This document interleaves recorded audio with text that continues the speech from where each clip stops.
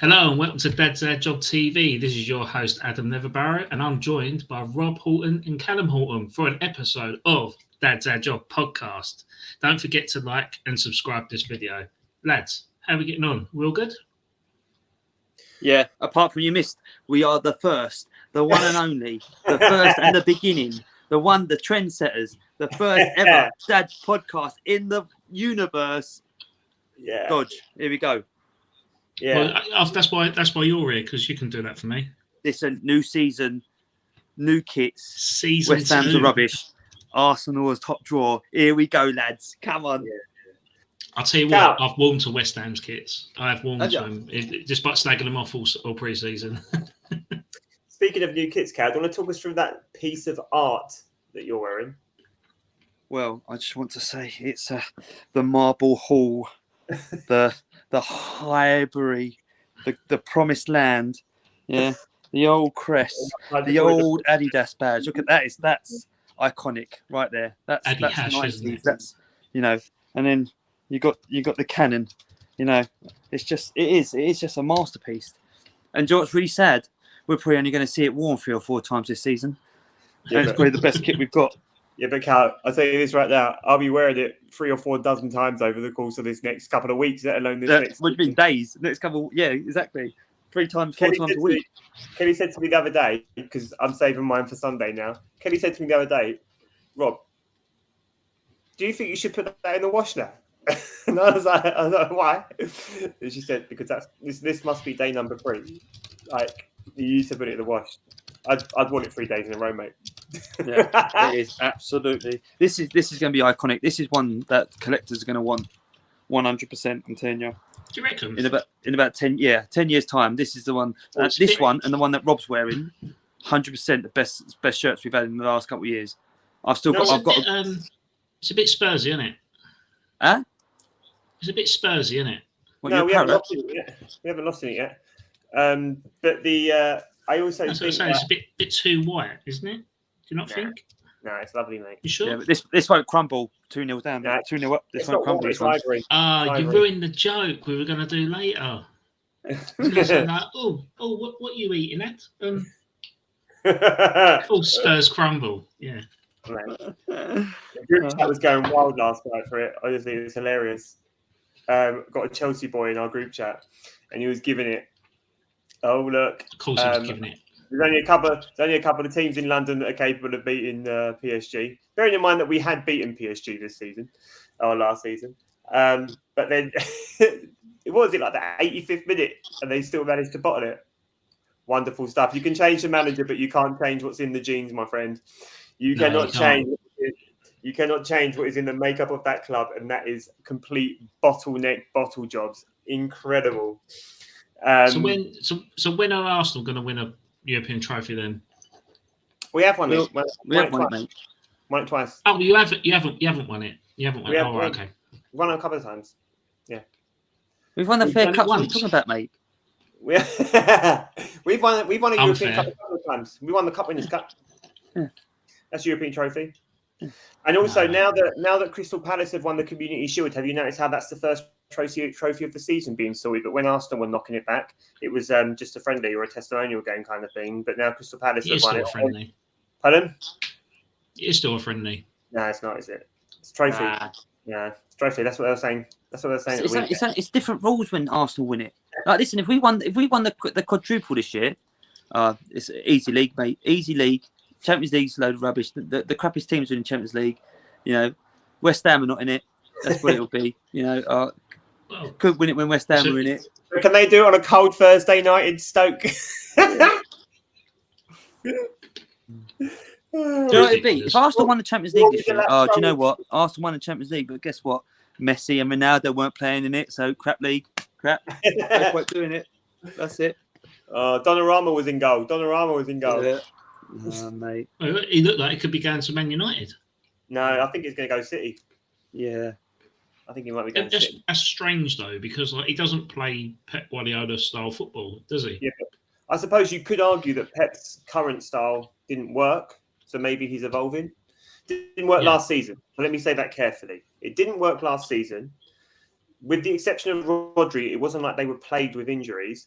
So maybe he's looking at it and thinking, I need to evolve. I need my goalkeeper to do this job next season. Oh, well, I mean, I don't know.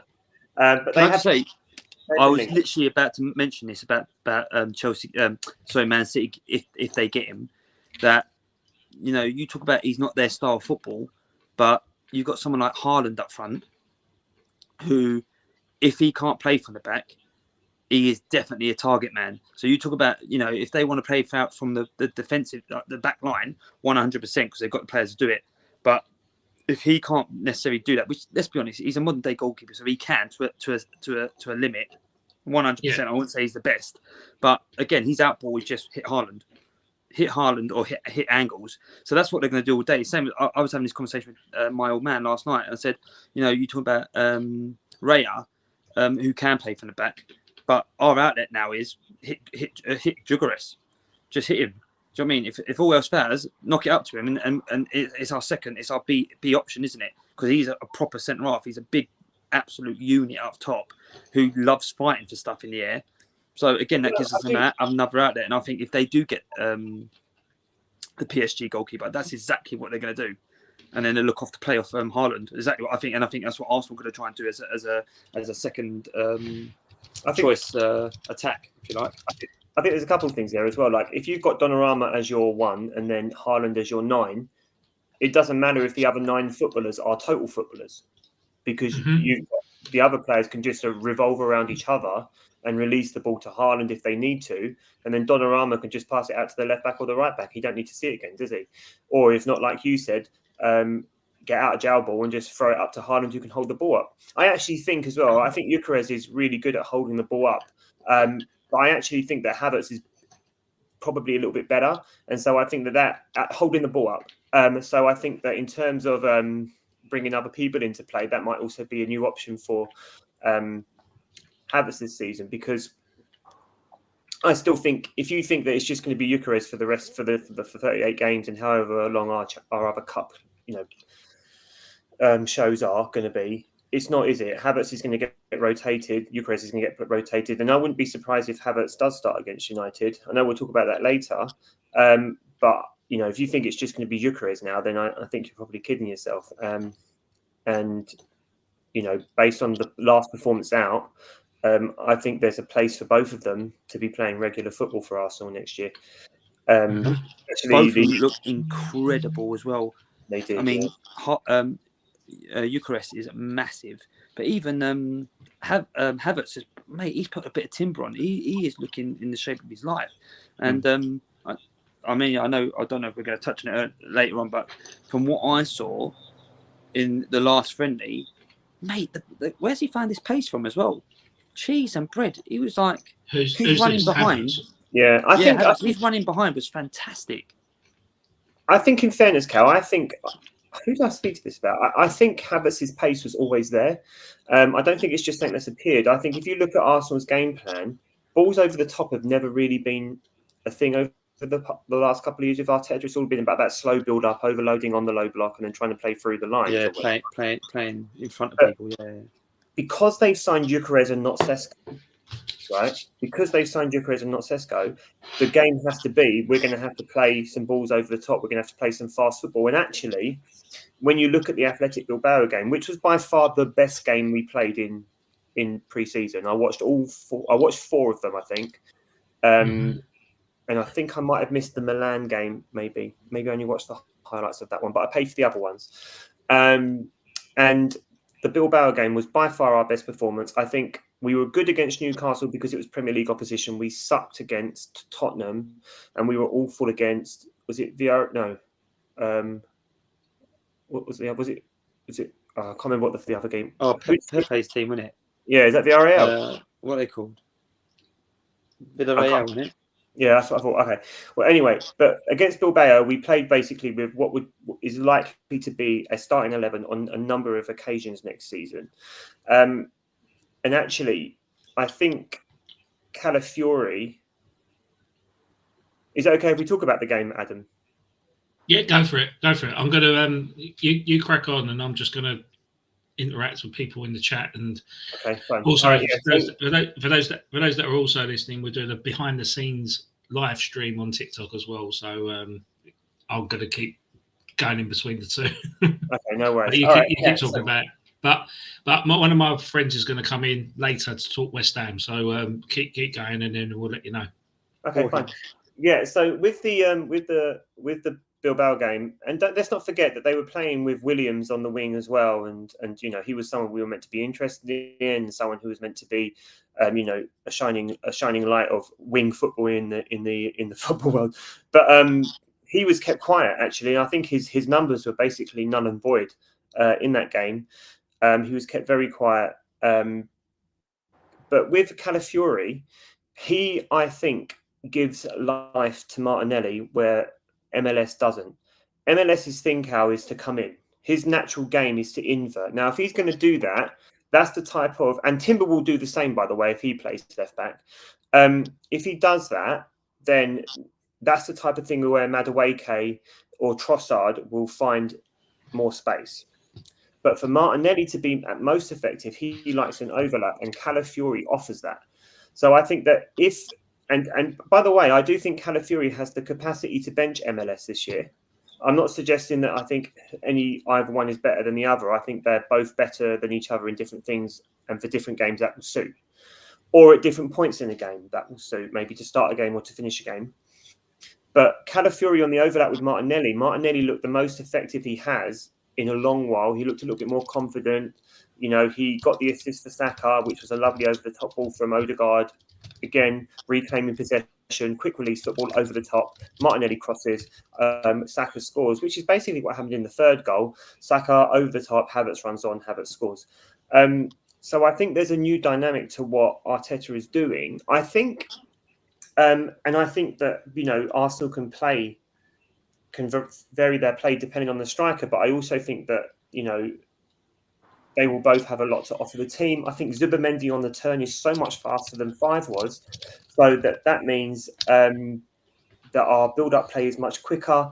Declan Rice can charge. Odegaard can master the thing, and create more opportunities for goals. So I think that Arsenal are in a good position actually to start in the Premier League against Man United. I think they're being a little bit undercooked actually.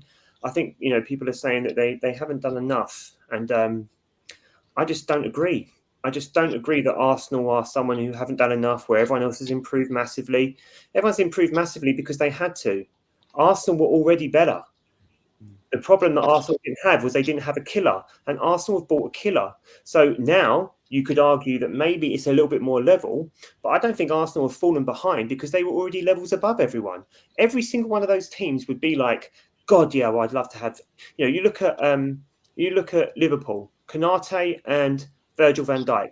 They would have both Gabriel and Saliba. They would have them both. Konate is going to walk out at the end of the season, and Virgil van Dijk's nearly done. They would have both of them. You look at Chelsea, respectfully, right? I think Chelsea are going to be good next season. I think I've already said I think they'll finish third or fourth. Yeah. But at the end of the day, Colwell's injured, all right? And then after that, they just bought Hato, who's 19. They're going to have both Gabriel and Saliba, all right?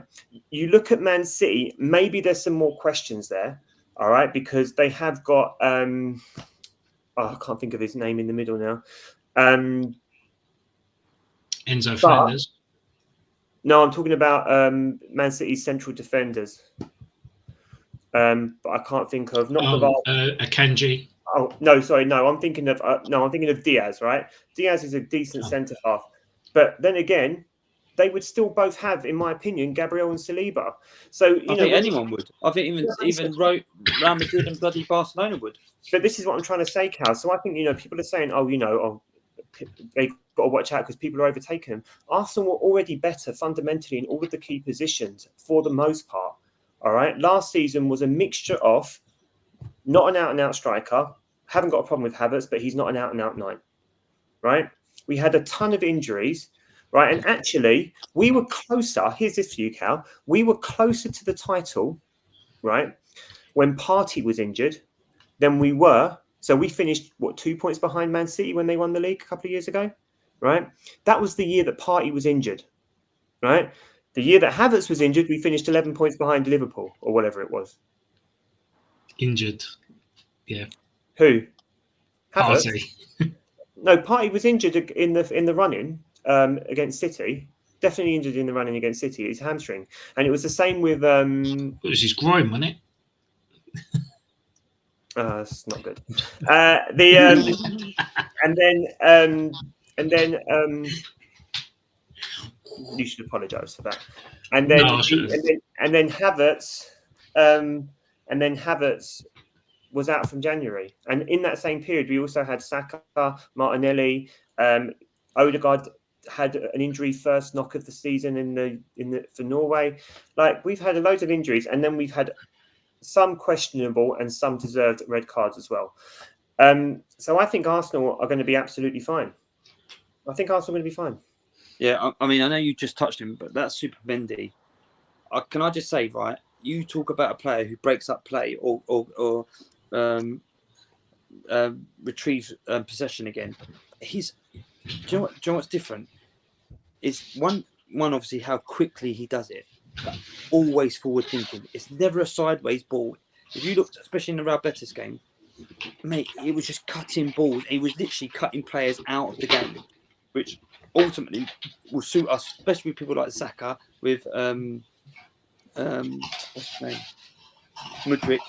You know, if he does that and gets it out to them players to get it into the box for Eucharist, oh my God, we will literally have a field day because he cuts 3 or 4 players out at a time, and it's the speed at which I do it and that he does it. And this is what I keep saying about certain players. You know, people talk about Jack. All right, they might not be the same players, but like Jack Grealish or Wiltshire.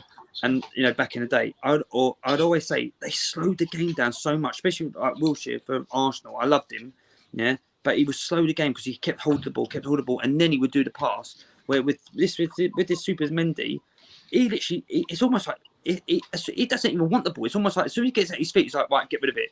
But it's always forward thinking, huh? It's like hot potato. He's on the turn. Yeah, it's hot potato. It's literally it's like, oh, I've got it now, boom, and it's gone. And it's always forward. If you look at in that game, I watched it and I watched the highlights. Yeah, I think I counted out of 13 passes, 12 of them were forward, literally forward. Yeah. It reminds me of it's not a comparison of the player, but it just reminds me of what the player said because I listened to an interview, or maybe even you told me about it, Cal, an interview with Gaza, and he said, I always made sure I received the ball on the half. Looked over my left shoulder or my right shoulder and then passed the ball forward as quickly as I could. Yeah. And I was like, and they're not the same player, obviously, so it's not like I'm trying to compare them, but it's that same kind of mentality where it's kind of like, I've got it, how quickly can I release it? How quickly can we be on top of the defence and create opportunities?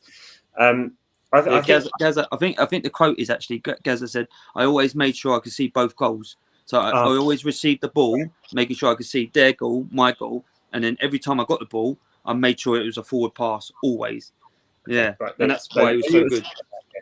But that's the thing that seems to be what's mentioned. And do you know what, Cal? Some of his interceptions, right? Because he wasn't even making challenges, right? I mean, he did make some excellent challenges, but his interceptions, he was just there.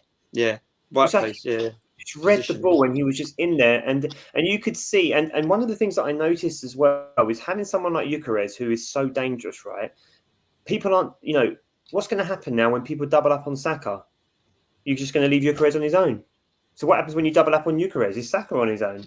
All of a sudden now there's going to be more space because people aren't going to be able to double up on our best player anymore because actually we've got more players who can threaten. So, or we've got, 2 obvious people who can immediately threaten or immediately make this kind of like game-changing moment. But then also you've got someone like, I think having Zubimendi there is going to free up what Rice is doing, maybe even open up the left a little bit more because of that, which will bring in the likes of Martinelli, Trossard, whoever we buy, Madueke in there as well. But then also Odegaard is going to be able to just do, the things that he's supposed to do. Press, pass, because he won't have to drop back so deep because Zubimendi and Rice. And also, I noticed that they were playing the double pivot at times as well. Did you notice that? Where Rice was coming back and then he was switching and pivoting with Zubimendi. And I thought, brilliant, because that's what we wanted last season, but we couldn't have it because Partey couldn't do that. He couldn't get that high up and then get back or switch or pivot or whatever. But Rice and Zubimendi can do that. And And Zubimendi has a little bit of that Cazorla about him, where he can be cute and clever. Rice can do that as well, but not in the way that those smaller players can. That low centre of gravity, Zubimendi has that, and he is very good when he's forward as well as he is when he's back. I think people are massively overreaching by saying that Arsenal haven't done enough. They're going to fall behind. Absolutely not. Arsenal were already there. They've signed a killer, and I reckon they're going to sign another one before the window goes. I think just touching on what you said about Eucharist, I think we have got a real fear factor now, almost like a Haaland, where teams are going to be like, oh mate, like there's the famous quote of where like Rio Ferdinand speaks about like going up against Henry, and it's like, I've got to be on my game today. And I think people are going to see that in Eucharist, and as you just said, I think from that, people like Saka and Odegaard, to be fair, I think are going to really benefit from that, because they're going to go, as you just said, I feel a bit bad for Havertz or Marino, where they can go, oh, I'll go one. I think centre halves will have the confidence to go, I'll go 1-on-1. Like someone like Saliba and Gabriel would go. I mean, them boys will go like that to Haaland, to be fair, because they're I suppose confident, arrogant, and got enough about them to go, I'll go 1-on-1 with Haaland and I'll back myself with it. And I think there's not many players, apart from maybe Van Dijk, who will go, I'll go 1-on-1 with this bloke. Where other people, as you just said, will double up. And I think Saka, we're going to see a different Saka this year. I think Saka will. I think I will back it now. He will double his goal target from last year, just because of Eucharist joining. Well, he missed half of the season, so hopefully. Honestly, I reckon it's going to make.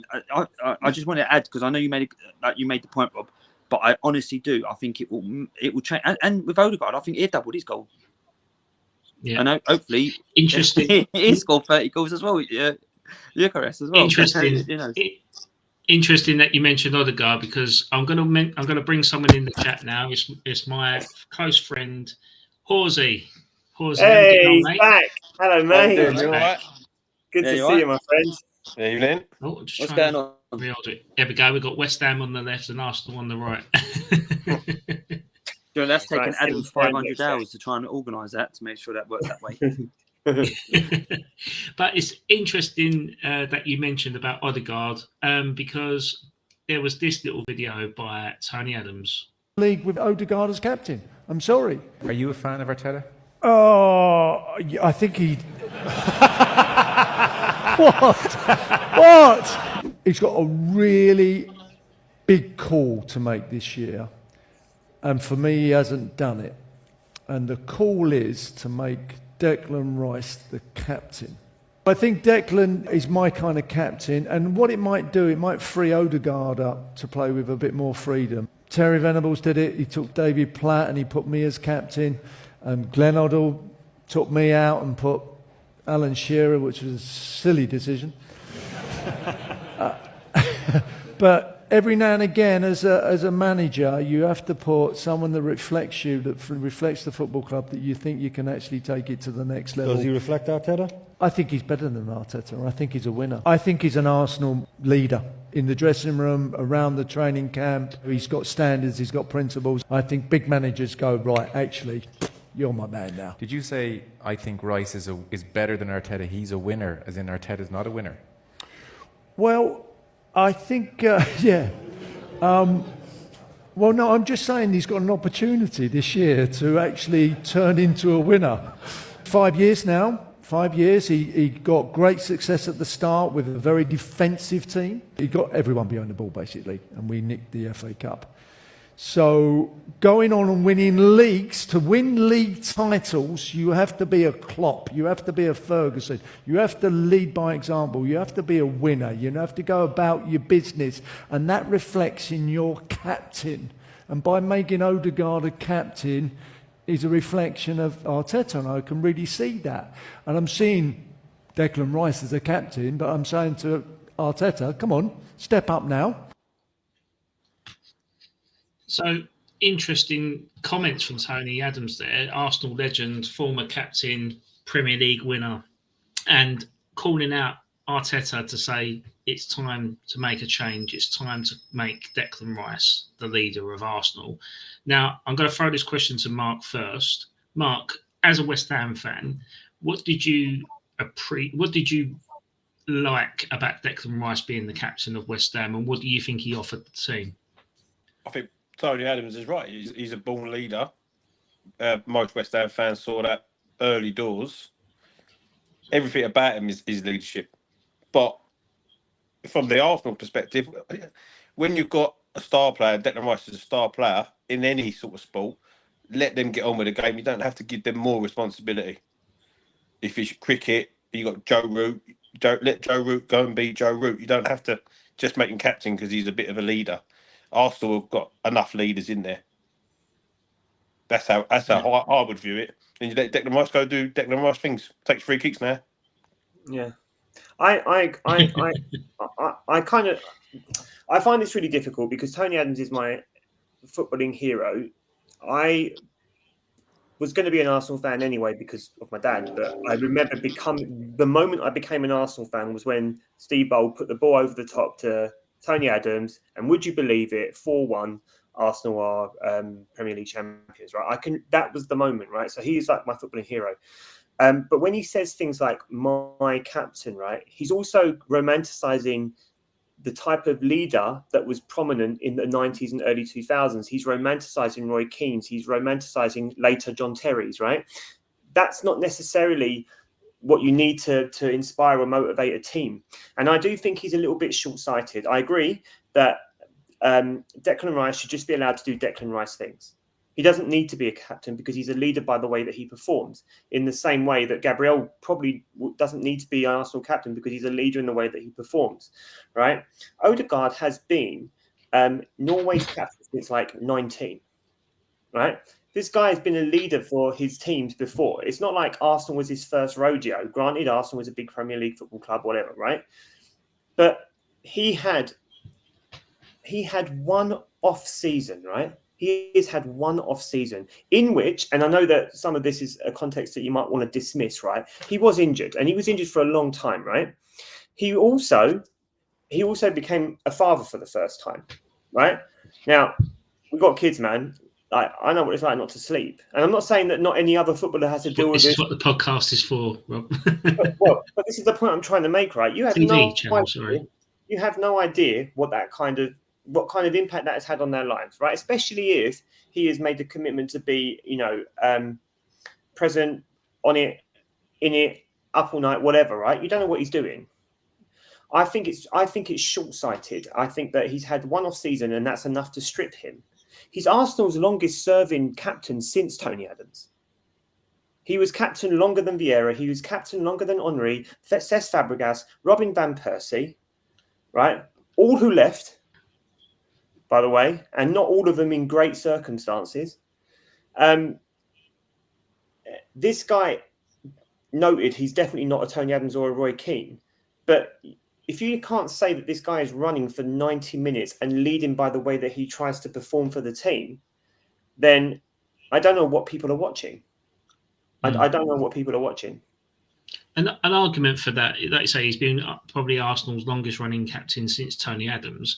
Do you think he's had enough time with the armband with very little success as the captain? I'm saying I'm not doing this as clickbait. I'm just asking you a general question. Do you think the way Arsenal are going to be competitive and be more successful in the Premier League and Champions League is by having a change of leadership? Not saying it has to be Declan Rice, but a change of leadership that could make you up to that next level. Can I just say quickly on that?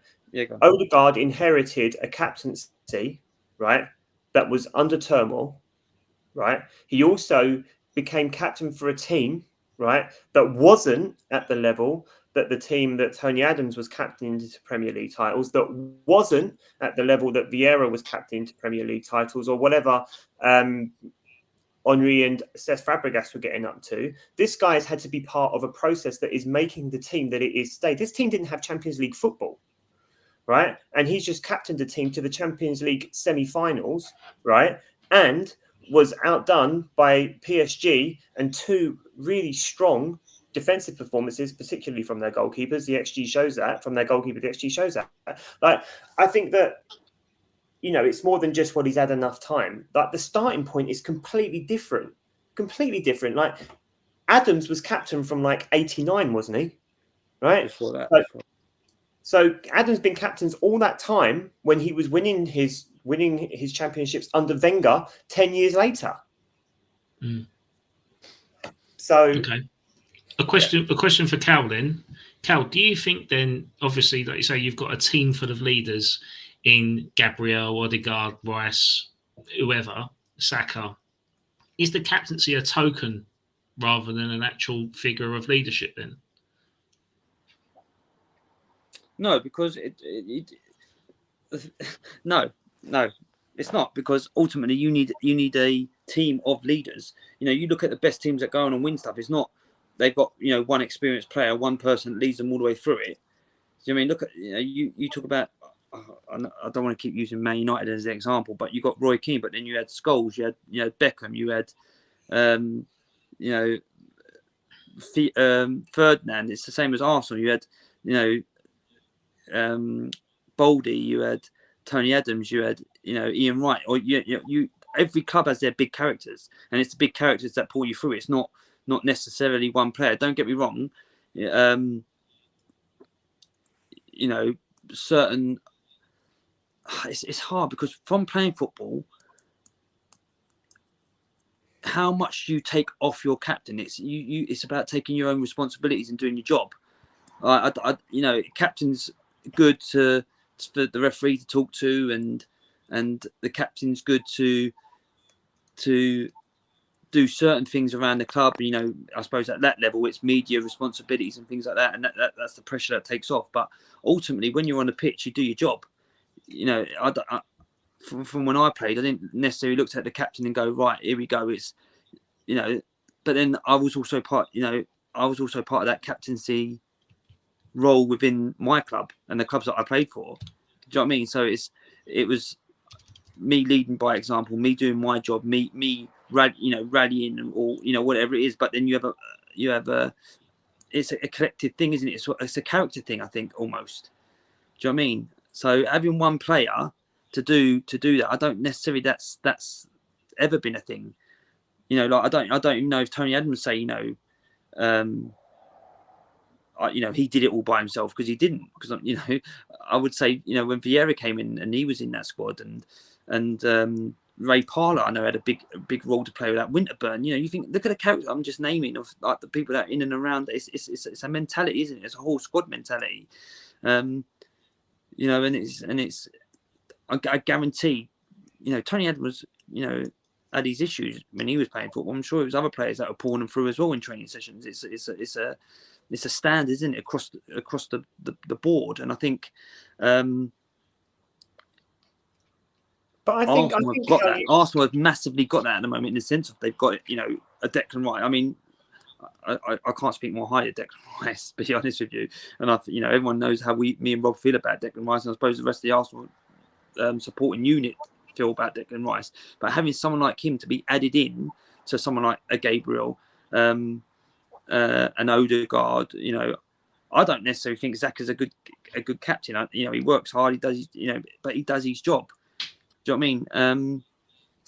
I think Shaka's a great captain, by the way. Who? I love Shaka, and I think he's a great captain. No, Saka. I was talking about Saka. He's Sunderland captain now. All right, yeah, sorry. Okay, but I mean, if you got to remember, in the generation that we were growing up in the 90s and 2000s, Rice is that captain. As Rob said, Roy,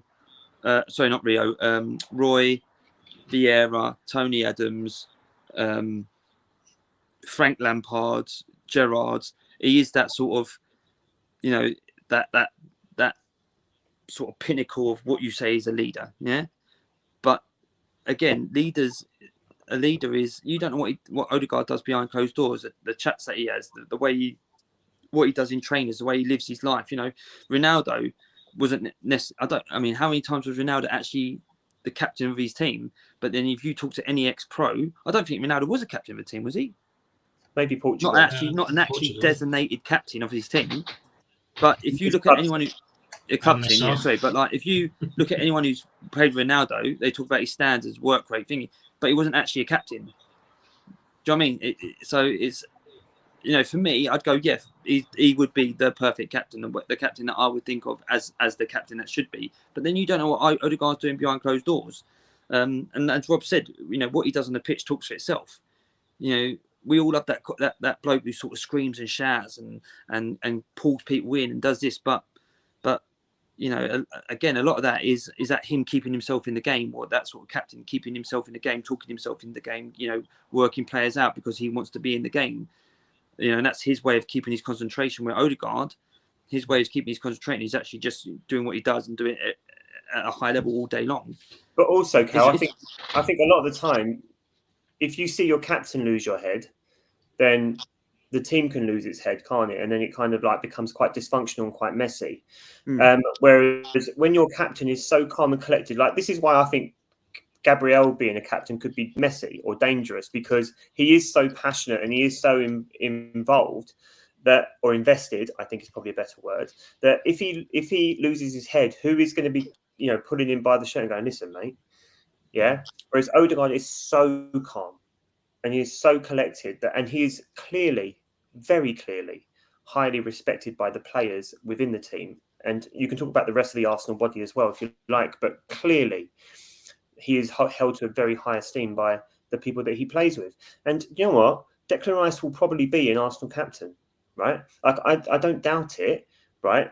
Because I've always believed that Odegaard has unfinished business in Spain.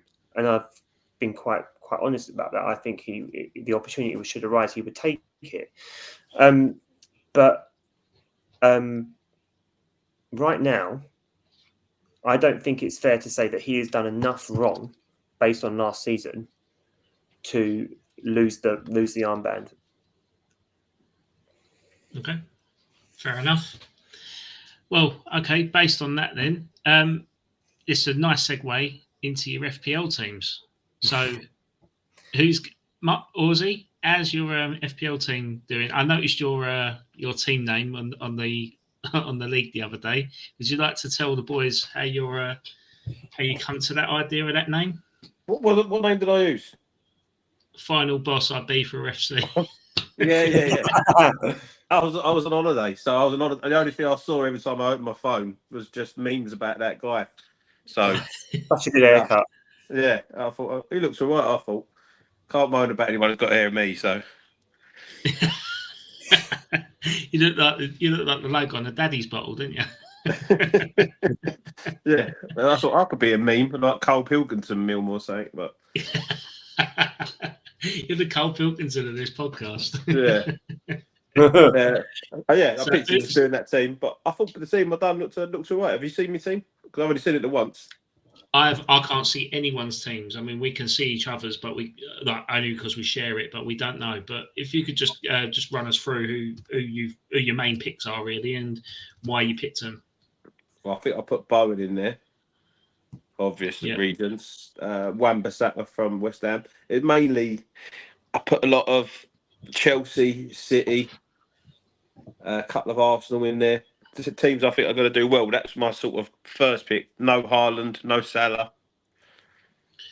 Yeah, that seems to be like the go-to, doesn't it? Like if people are going to go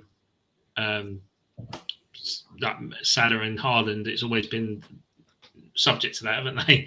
But yeah, strange. I don't see many people picking those players now, and they're going a bit more rogue with their picks. You got to be a bit more depth, I think. Yeah. Cal, have you picked your team yet? No, I'm starting to go through it, but I know I picked the Chelsea keeper. Wan-Bissaka I've put in there. Bowen I'm looking at. I'm trying to pick players that, and this is why I've got it on my phone. So, but I've been looking at players and then looking at. I'm not gonna lie to you. I've used Chat GPT, mate, to have a little.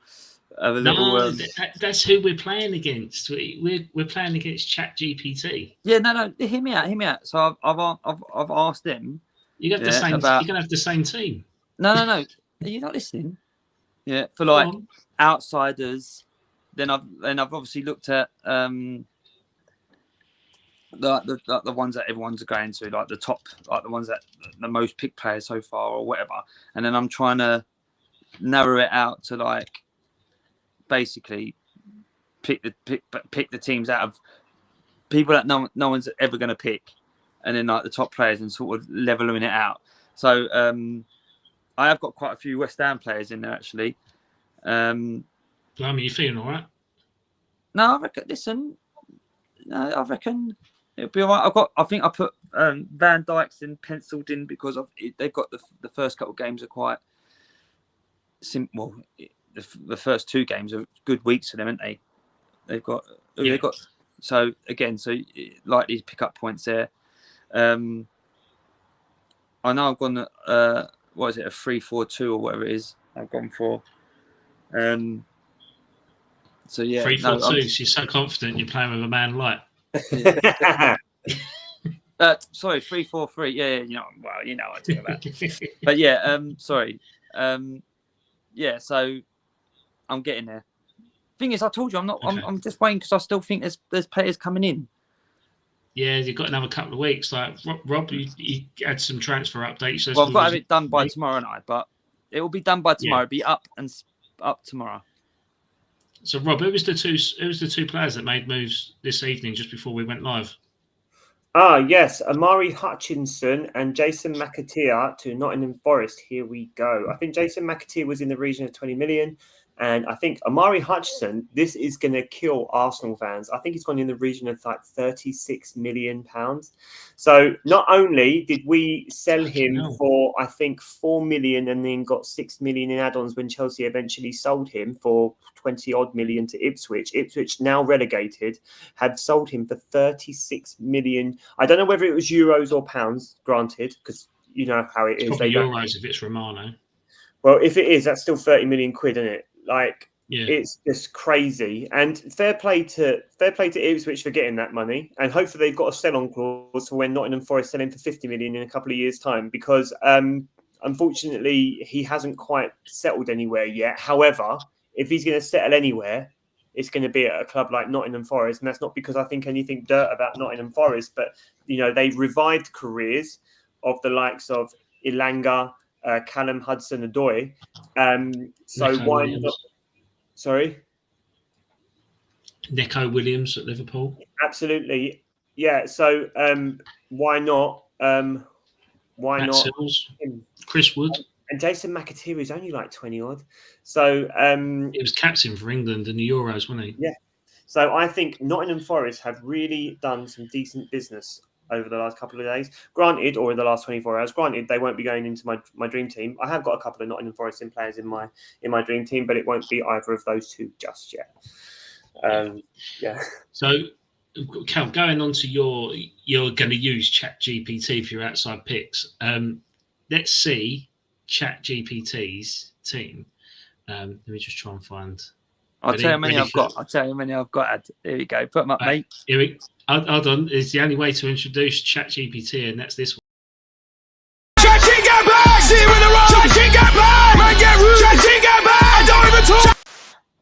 So this is ChatGPT's team. What do you think? Well, I ain't got the goalkeeper. I've literally got 2 of those. So I'll read it out to those that you can't zoom in on your phone. So you've got Jordan Pickford in goal, 8 Nori, Garvadal, and Lewis Hall as your defensive 3. You've got Mateus Cunha, Florian Wirtz, it's Morgan Rogers. Yeah, Morgan Rogers, Mohamed Jadous, Pedro Neto, Alexander Isak, and Jared Bowen. So it's a solid squad, I think. You call him Mohamed Judas? That's his name, isn't it? Judas. Oh, thanks, Mark, for reminding me. He is a Judas, isn't he? Yeah. Right, Mohamed Kudus is in there. I mean, to be fair, I mean, he's going to be their only outlet at Spurs, and the way he's been playing recently in pre-season is quite worrying. Yeah, tell you what, they revived him, mate. What's that? What's going on at West Ham? They're ruining players, aren't they? The West Ham. Oh, Kudus. Oh, mate. Did you see him in that Super Cup yesterday? He was the best player on the pitch, wasn't he? He's bad egg. He had assists to the being subs bench. He was passing the ball off the pitch and everything. But yeah, thanks Spurs for the £55 million for an absolute dud, and you'll find out, and we're all proven right about him. But here we go. But ChatGPT reckons he's going to be all right this year. So the supercomputer has picked this team, and they've put Isak as captain. But I think this might. I'm going to ask ChatGPT again tomorrow whether there's any updates to this squad because that Isak has been pretty much frozen out at Newcastle. Whether he gets played or not is questionable. So I'm going to give the fairness to the computer to see if he wants to stick or twist, or they, not he, them, they, him, table, penguin, whatever he wants to be called. Whether they want a sub or not, I'll give them the option. So yeah, that is ChatGPT's squad. So Cal, you've literally just wrote notes down and copied that entire squad now, haven't you? No, I've got it written down. I'm telling you.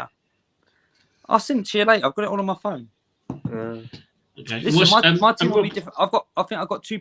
Well, I told you I had Bowen and I had one Bazaka in my team, so that's two players they didn't have, and I had Sanchez from Chelsea. I got some bloke that I can't even pronounce his bloody name, so I have to look him up. That's why. That's not Mikalenko again, is it? No. Do you want me to share it? I don't know if I can get it up on my phone because I'm on my phone. That's I can't get it up at the same time. Oh, okay. That's all right. Don't ruin it. Don't ruin it. We'll share it at a later date. But yeah, no. So what's your team name, Rob? Are you thinking about changing it or?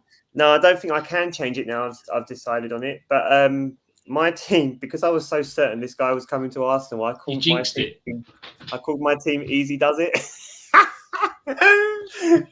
So looks like we won't be signing Eze now, and I called my team name after him. That's how certain I was a couple of weeks ago. But we'll talk about transfers later. My team so hasn't. Go on. Go on. No, I was going to say, Cal, have you got any ideas what you're going to call your team name? Adam, I haven't got a team yet, mate, and you asked me for a team name. You got Heather to pick it last time, didn't you? Yeah. I'll probably get Ever to pick it again. Was it How about Sakaletto, isn't it? There's a player called Belieber. So yeah. Can you Belieber it? That's Saliba. Can you Belieber it? That's it. You're welcome. Saliba. I saw, can you Saliba it? I saw a team name and it was and I saw her face. Now I'm a believer. Yeah, there you go, mate. And then I will probably have something to do with Gabriel because he's my favourite player. Dreams can come true. Keep him. As long as we keep him. You can have the King of Brazil then. All right. Oh, that Gabriel. Sorry. Yeah. Dreams can come true, frankly. All right. Okay. What was it? King Gary, wasn't it? Any King Gary fans out there? Dreams can come true. You are being very not nice tonight. No, that is a reference to King Gary. If people watch King Gary series 2, the Hindu, they know exactly what it is. I'm not being unfair to Gabriel because they don't. Even your mate shaking his head. He's not having it. Mate, he's known me for 38 years. Right. Yeah. So okay. So go on then, Rob. Tell us about your team, and then we'll talk about what our feelings are leading into the Premier League. Okay. Right. So I made a couple of changes. I don't take any transfer hits. And Callum's crutch, by the way. What? We saw Callum's crutch. Okay. Good to you, Cal. He went over. Right. You're not allowed to drink next week. All right. So I'm doing this thing where I never take hits. I remember my first beer. Well, you're going to forget this one. I don't take hits. I try to make sure that I plan my team ahead. If I make a signing, it's always 3 weeks minimum, that type of thing. But this week, one of my favourite podcasters is called the FPL General, and he's doing this thing where his like league or whatever is not going to do no Salah and no Haaland for the year. So that seemed like a really fun challenge. So I'm just going to go no Salah and no Haaland for the whole year, and then just hope to God that I can still be competitive. So based on that, this is my team. I've gone for Sells because he was joint Golden Glove last year with Raya, and because of that, and because of their defense, and because of their defensive outputs in terms of points gained because of defending, and then potential points gained going forward, I'm going to go with Murillo. Same reason for Cucurella. and then the same reason for Gabriel. So they are my defenders going into game week 1. Regardless of it being Man United away, I still think Gabriel can get goals from corners, especially if Rice is taking them. And then for my midfield, obviously I've gone without Salah. So I've got Wirtz, Saka, Palmer, Fernandes, and then Belieber. And then up front, I have Gyökeres and Bowen. On the bench, I have Dubravka because he's probably going to be the starter for Burnley. Then I've got Mark Guéhi because and he's a chef. He is the Sunderland striker. Ronaldo, who is a Sunderland defender, and then Anderson, who is the Fulham defender, who was awesome last year. So Sunderland have wonderful fixtures, especially after West Ham.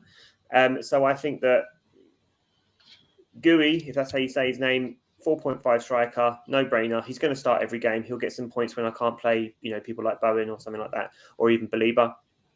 Ronaldo, again, same sort of thing, bench fodder, but will play. Anderson will get points because he plays Fulham. The midfielders, I think, pretty much pick themselves with the exception of Belieber. And Belieber and Bowen are the ones that I might cut from the team. I think that there's more points to be made. And I think someone like Belieber could become a cheaper midfielder. Or if I take Bowen out for someone like Pedro at Chelsea, that will give me 0.5 to spend on a better midfielder, which might get some more points. I'm going to go Gyökeres all in. So I just think that Gyökeres is going to get some goals and I want to get on early before the price rises. So I'm feeling pretty confident. Oh, just so you know, I just remember another player I've got, Van der Ven. I put in, not that I like putting Tottenham players in, but I think he's a goal threat on corners. Oh, and he'll play every week. Yeah. Huh? If I can avoid Tottenham, I will. Yeah. Yeah.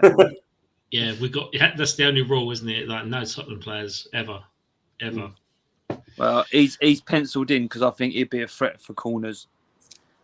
So Romero, and I think he had 10 clean sheets last year, didn't he? I think was involved in 10.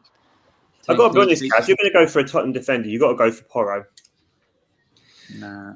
He'll get the same clean sheets as Van der Ven, but he's also got the attacking outlet as well because he takes corners and he takes free kicks and he's overlaps on the right wing.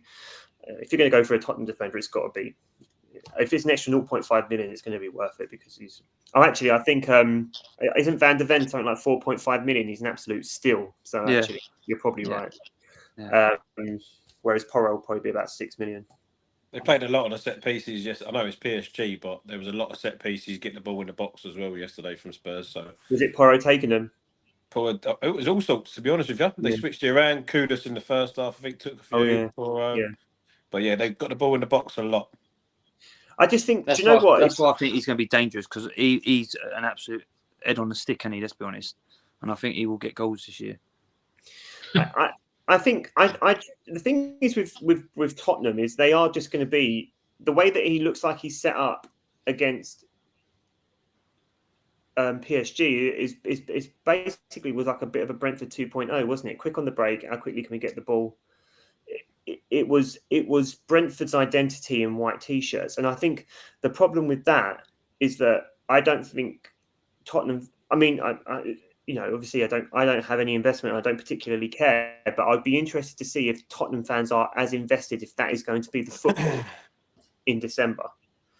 I think that would be something interesting to think about because I don't know. It'd be interesting to see how much patience they're going to give Frank because he's clearly a very good manager. But the last season was so bad. If it starts poorly, you'd have to think that it would get negative quite quickly because it was, trophy aside, it was awful in the Premier League, wasn't it? Like it was relegation form. Yeah, it was poor, wasn't it? It was poor. I mean, it was great for us, but it was... Apart from the trophy. Yeah. Well, I tell you what, I had to put my phone down yesterday when they were 2-0 up. I thought, I can't be having this. When I heard it went to penalties, I was like you. I saw the score and I was like, oh, fucking hell, please come on PSG, please. And then I saw something on Twitter and it was the South Korean guy got a goal back. Yeah. And then that was when I was like, oh, and then I went to the toilet, come back, and then literally the PSG equalised. It went straight to the pens. I'm watching the pens just to see them lose, and they did. The only time they led the whole game was when they scored the winning penalty. Yeah. Excellent. Do you know one of the memes that I saw this morning that literally summed up the way I felt about the game last night was, you know, that famous scene in the Spider-Man film when everyone carries Spider-Man after nearly dying and defeating, and it was all like Arsenal badges. So everyone who was carrying him was Arsenal badge.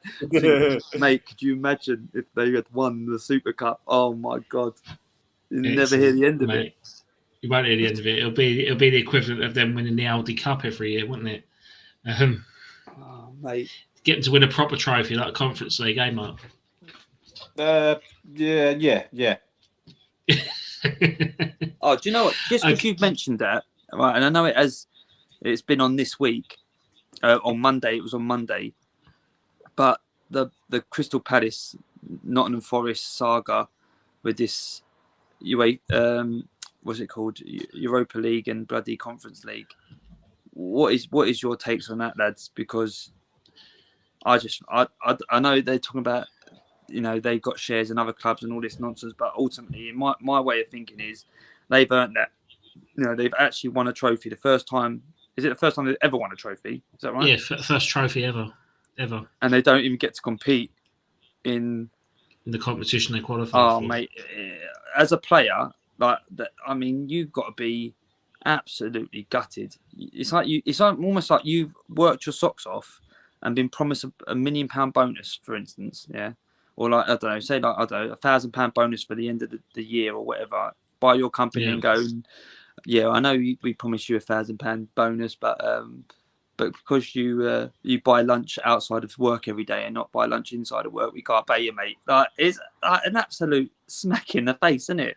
But them's the rules, isn't it? I mean, there's the argument to say, yeah, in March they didn't know they were going to win the FA Cup, but what, are they not to ever win the FA Cup because of their multi-club ownership rules? Yeah, I'm glad for them. They've won the trophy. They've done what they've put themselves into history books in Crystal Palace folklore, but they broke the rules. That's Adam, and only because other people done loopholes. If you read through it, which I've read a bit of it, loads of other clubs do it. It's just loopholes and what they hide behind in other rules.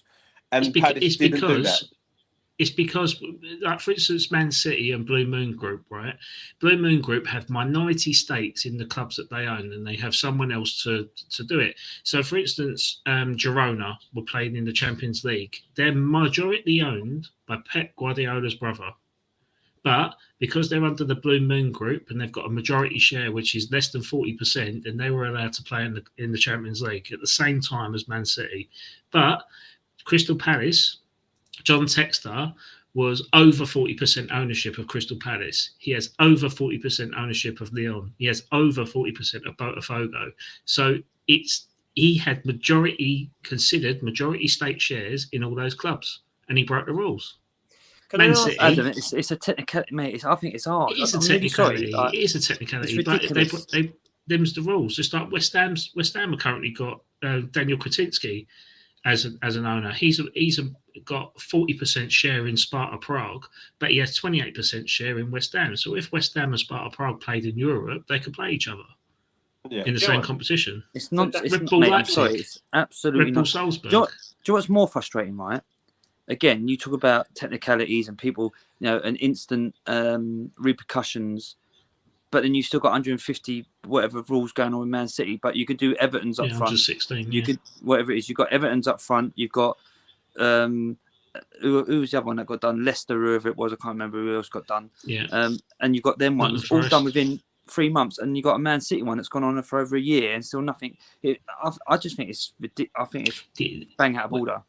Friend of the show, Kieran Maguire, said that the only thing that's holding that up is because Man City are denying guilt, whereas Everton, Leicester, they've all gone, yeah, we have broke the rules. We'll take the punishment. We'll take the hit. Whereas Man City are like, no, we didn't break the rules on this. And if you're denying 115 charges, the people that are approved, we've seen this with Paquetá that's gone on for 2 years, and they've got to prove evidence to say that you're guilty on 115 charges. But they're going to look pretty ridiculous if they can't have 10 charges. They come out and say they're not guilty of 115. How ridiculous are they going to look? Yeah, well, a lot of them also, mate. You make a great thing. point, but also every other club's going to go. We just get a fantastic group of lawyers, and we lie some stuff, and we just do what the hell we want, because that is what's going to happen. That is what's going to happen. And they can't allow it. They can't allow it. They won't get away with it. There's no way. But do you know what else I worry about? Chelsea. I know, Rob. I've had this conversation with Rob the other night, and I know you've got people on 10-year contracts and 11-year contracts and 7-year contracts, but there is no way, right, that you can keep signing players the way that Chelsea are doing it in the last 3 years and not break some sort of rule. They've made more money than everyone else in sales. Yeah. They've made also, like 2 million in sales, and 55 million of it was from Arsenal. They also made over 100 million in winning the Club World Cup. 120 million. They qualified for Europe. Like, they have made so much money from sales. They sold their ladies team. Yeah, no, I saw that. They've been able to offset. And do you know what, Cal? They are going to make more money. They are going to make more money before the window closes, because they will probably look to buy a central defender. They might even get Donnarumma. They're still, they are in the conversation at least, even if he has agreed terms with City. They will sign more players before the window closes, probably. They're going to get Garnacho by the looks of it. Although, 50 million on Garnacho and 50 million on Madueke, I know which deal I'd rather have. Well, do you know, you make a really good point, right?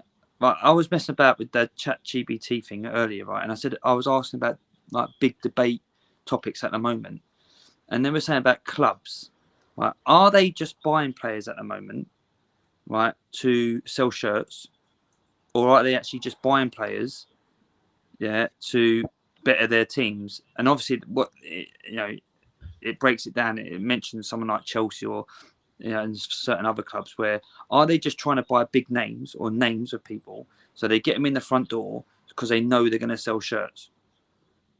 So then again, as you just said, they're going to build up, they're going to get more income in, they're going to get more money in, so that they can go and reinvest that money in players they actually do want.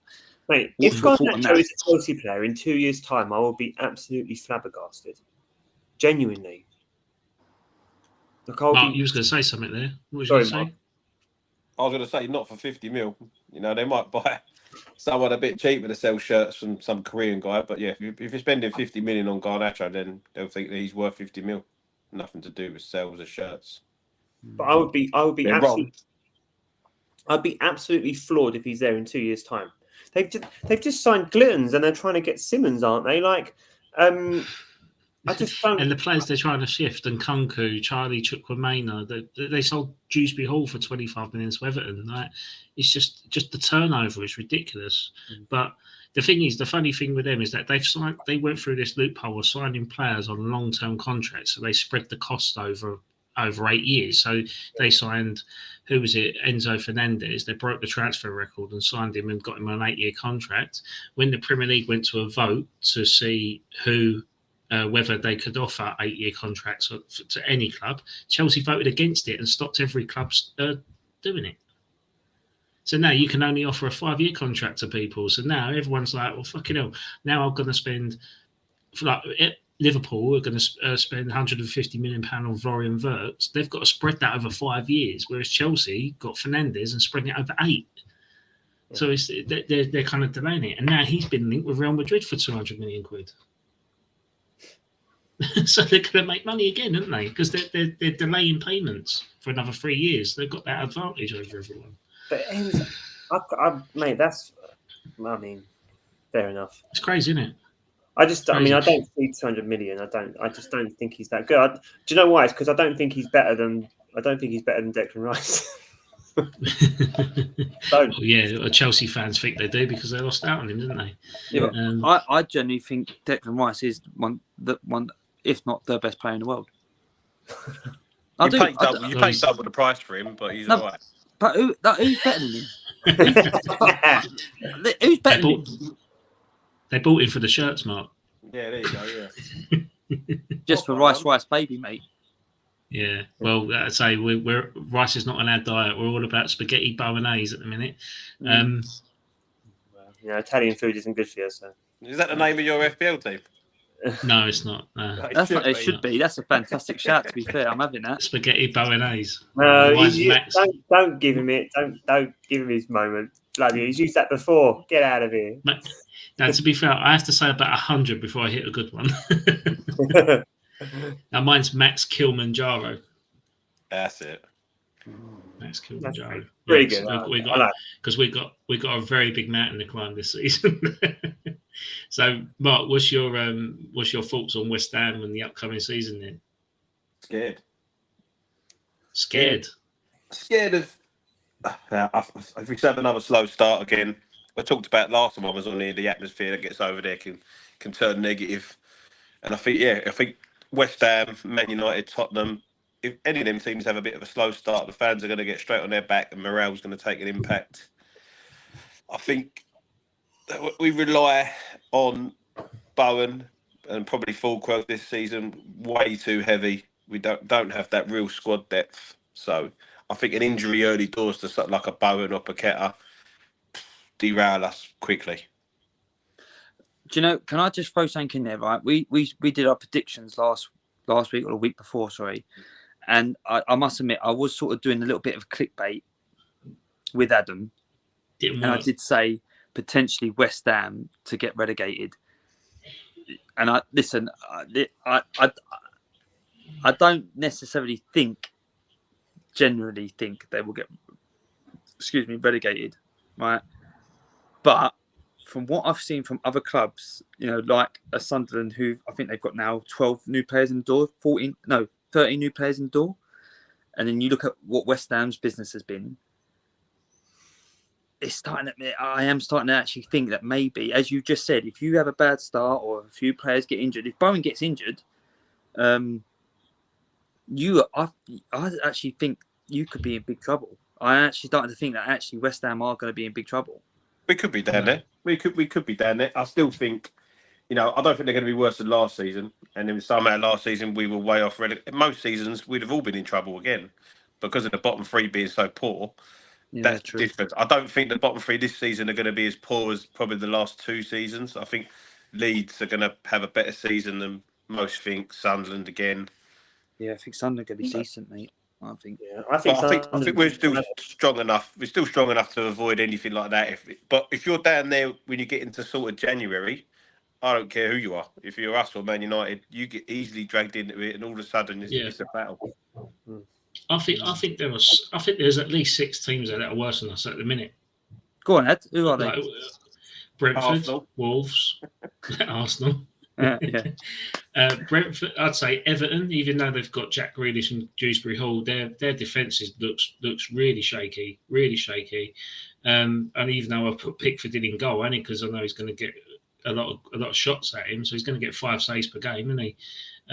I think Everton are in trouble. I think Wolves are in trouble. I think Brentford are in trouble. That's 3. I think Burnley, despite them spending big money on players like Brozier, and they signed the Chelsea centre midfielder, didn't they? I can't remember his name, but they spent £20 million on him. So that's 5. I think Sunderland are in trouble. I do, because I know, they've bought 12 players, but Fulham bought 12 players and they still went down. And they bought Lookman and who's the centre midfielder they bought for big money? Can't think of his name, but they had Ariola, and they all went down. So I think there's quite a few teams there that are in trouble. You said quite 6 teams, but you said 6 teams, but you named Sunderland 3 times. Yeah, Sunderland get relegated 3 times. Everton, Wolves, Brentford, Bournemouth, Sunderland, Burnley. I actually think Sunderland could stay up, and it'll be Everton that will go down.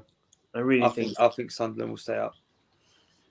It'll be catastrophic if Everton go down, but I think even though we've got Grealish, Aston Villa only stayed up because of Grealish, but Aston Villa had other players in that team that could keep them up, but I just can't see it. Never been down, right? Everton, yeah, that'll be another one, and then Arsenal next year. That's it. It's only them two, isn't it? Arsenal, yeah. I think Spurs. It's I think 100 Spurs years have been a this solid- year, boys. 100 years. Arsenal have been in the top flight Mm. this year. That's what we're Oh, there you celebrating. go. You're going to break the duck this year. That's a Yeah. wonderful achievement. That it's just be nice to couple it with a trophy. So, Yeah, but Yeah. I mean, we'll win the it's- triple this year. You know what? Yeah, it is a nice thing to be able to say. Yeah, Um, like 49 undefeated as well is always nice to say, isn't it? Yeah. they're all nice Invincibles. things to say, but ultimately, you want to see now as well. You want to see the Invisibles now, mate. Yeah, it's true. Yeah, it's true. Unfortunately, it's true. The corner.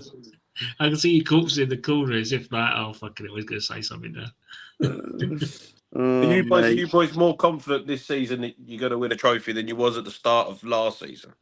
Do you know what I said we're going to win a double last season, mate. So I don't know about that. He's winning the quadruple now. Mate. I spoke about this a little bit at the beginning of the pod or the live. I think that a lot of people are saying that Arsenal have stood still while everyone else has improved, and I just kind of poo-pooed that really, because Arsenal were already better than everyone else. The problem was that Arsenal didn't have a killer. Arsenal had awful injuries last year. Injuries that affected, we lost Saka for half the season effectively. We lost Havertz for half the season effectively. Martinelli was injured. Odegaard was injured. Gabriel was injured. Oh my God. Thank God for Kirill, Like, we had such good players, such important players injured. So I don't think Arsenal have got a problem about standing still, because they were already leagues better than everyone else. I think everyone should be more so worried now, because we've bought someone who can kill you on the spot. And Arsenal haven't had that for a long time, probably since Van Persie. I mean, Aubameyang for sure, but a killer in the box, it's going in the net as soon as it touches the foot. That was Van Persie. That could be Gyökeres. And if it is Gyökeres, everyone else is in trouble, because Arsenal have got the best defence in the league. They've had it for 2 years. Every team in the top 6 would have Gabriel and Saliba in their defence right now. All right? With the exception of maybe Virgil van Dijk at Liverpool. That one player. But other than that, every other top 6 team, Gabriel and Saliba start. As a pair as well. And in fact, Liverpool would probably have the pair, because Konate is nowhere near Saliba or Gabriel. Not even close. Agree with that. So, I think that, everyone has got better because they had to be, because they knew that Arsenal were going to sign a striker this window, and they have. And that striker could destroy everyone if he hits the ground running. And, the inclusion of Zubimendi freeing up Rice, and Saka not being double marked now because Gyökeres is there. And if Arsenal do sign a left winger, and it looks like we are going to leave Eze, because it looks like we're going to go all in on Rodrigo. And if we do, then holy fuck balls. If we get Rodrigo ain't the right player for you. If we get Rodrigo before the window closes, then I think that is a massive game changer.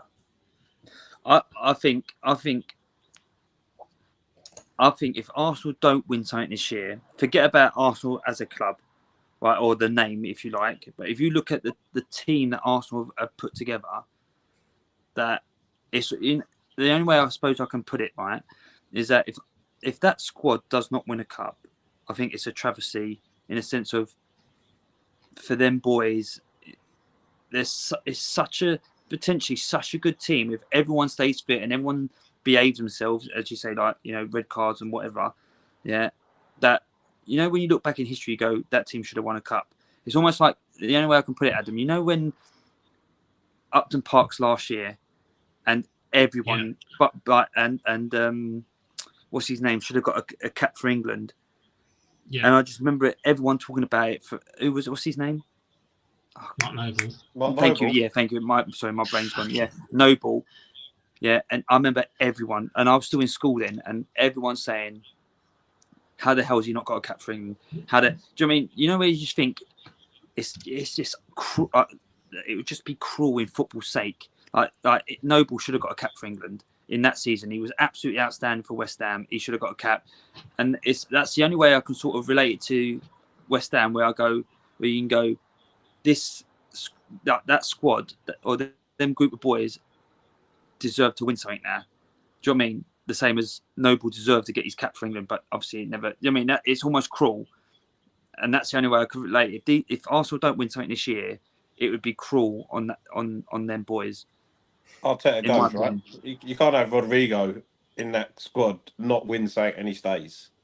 Oh no, he won't stay. No, he won't. Yeah, it'll be a lot. I think we get him on loan anyway. But I think, as you just said, yeah, if he would be the cherry on top, wouldn't he? He is that sort of almost like an Özil or Sanchez. He's that like a little bit of magic, isn't he?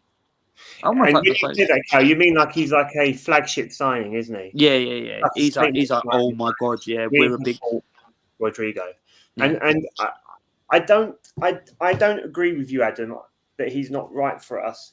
I think if we buy him, then we shouldn't sell Trossard. If we get Rodrigo, then we should be selling Martinelli. That's Martinelli, yeah. Personal, and I'm not saying that because I wish anything against Martinelli, but Rodrigo can run at defences, right? And to be fair, Rodrigo can do all of it. But I think if you're getting Rodrigo starts for the next 5 years. And so then you have to get Martinelli's too young to be doing that. So then you keep Trossard as the experience, don't you? I think there's a lot of like hope that it's going to be Trossard that goes, and I just think that we might be being a little bit more short. I think some of us are being a little bit short-sighted there because, you know, pound for pound, Trossard has scored and created a lot of important goals over the last couple 2 of years years. at least. Yeah. And when you do comparisons, a lot of Martinelli's goals over the past couple of years, he scored important ones as well. A winner against Man City, I won't ever forget. But a lot of his goals and contributions have come when games have already been won or when we're already ahead. You know, whereas when you look at Trossard's interactions, a lot of them are deciding goals, or you know, assists, that type of thing. I think we'll get him on loan anyway. I don't think we'll buy him. If we get him on loan, then I think we might still get Eze. But if we buy him, we ain't getting Eze. I think it'll be loan with an obligation if we buy him. Well, Tottenham seem to be leading it at the moment, and on social media, all you see is Tottenham links, Tottenham putting up bidding, Tottenham are this. Tottenham until Ornstein says something, don't worry about it. Thing is, we've already come out and said that we need to offload before we get anyone else in. So you got to talk about Martinelli, Trossard to Villa, though, could be a thing. Trossard to Villa could be a thing. Which would pain me because Villa always take points off us, and it'll be Trossard that scores the goal from a Martinez assist. But yeah, I'd take him. Ginge. Will you take Trossard? Yeah, I'd have him. You'd have him, Ginge, I think most teams would. I think most teams would, mate. Where's he gone? Oh, he's got the right up with that. He's got the right up with that. No, listen, can I just say, I still want him at Arsenal. I think Trossard is an absolute, and I agree with what Rob said. I'd rather have him than Martinelli. And that's not because I don't love Martinelli. No. I really hope that I have to sit here and say I'm sorry in 11 months' time. But I just think at the moment, where Saka progressed, Martinelli hasn't. Saka went through the ceiling, and Saka and Martinelli didn't, and he just hasn't improved as much. And I think, do you know what Martinelli reminds me of sometimes? And it's so frustrating because he is so talented. Martinelli reminds me of Walcott. Yeah. Gets in the right positions, doesn't know what to do when he gets there because he's got too much time to think. If you don't give Martinelli thinking time, he's great. Right? But if he's got thinking time, he's an absolute nightmare. Yeah, he's just like Walcott was. Yeah, but Walcott could strike the ball better. Walker was a wonderful striker of the ball. So, who's West Ham linked to at the moment? Because I mean, you got to be gutted because you were linked to Jack Grealish, West Ham sort of get linked to sort of everyone like Arsenal did. Yeah, it was Grealish. I think last week it was Sterling. Yeah, Sterling. Yeah. Obviously, those after Harvey Elliott. You were linked to Fabio Vieira as well. Yeah, we get linked with everyone. We get used to it.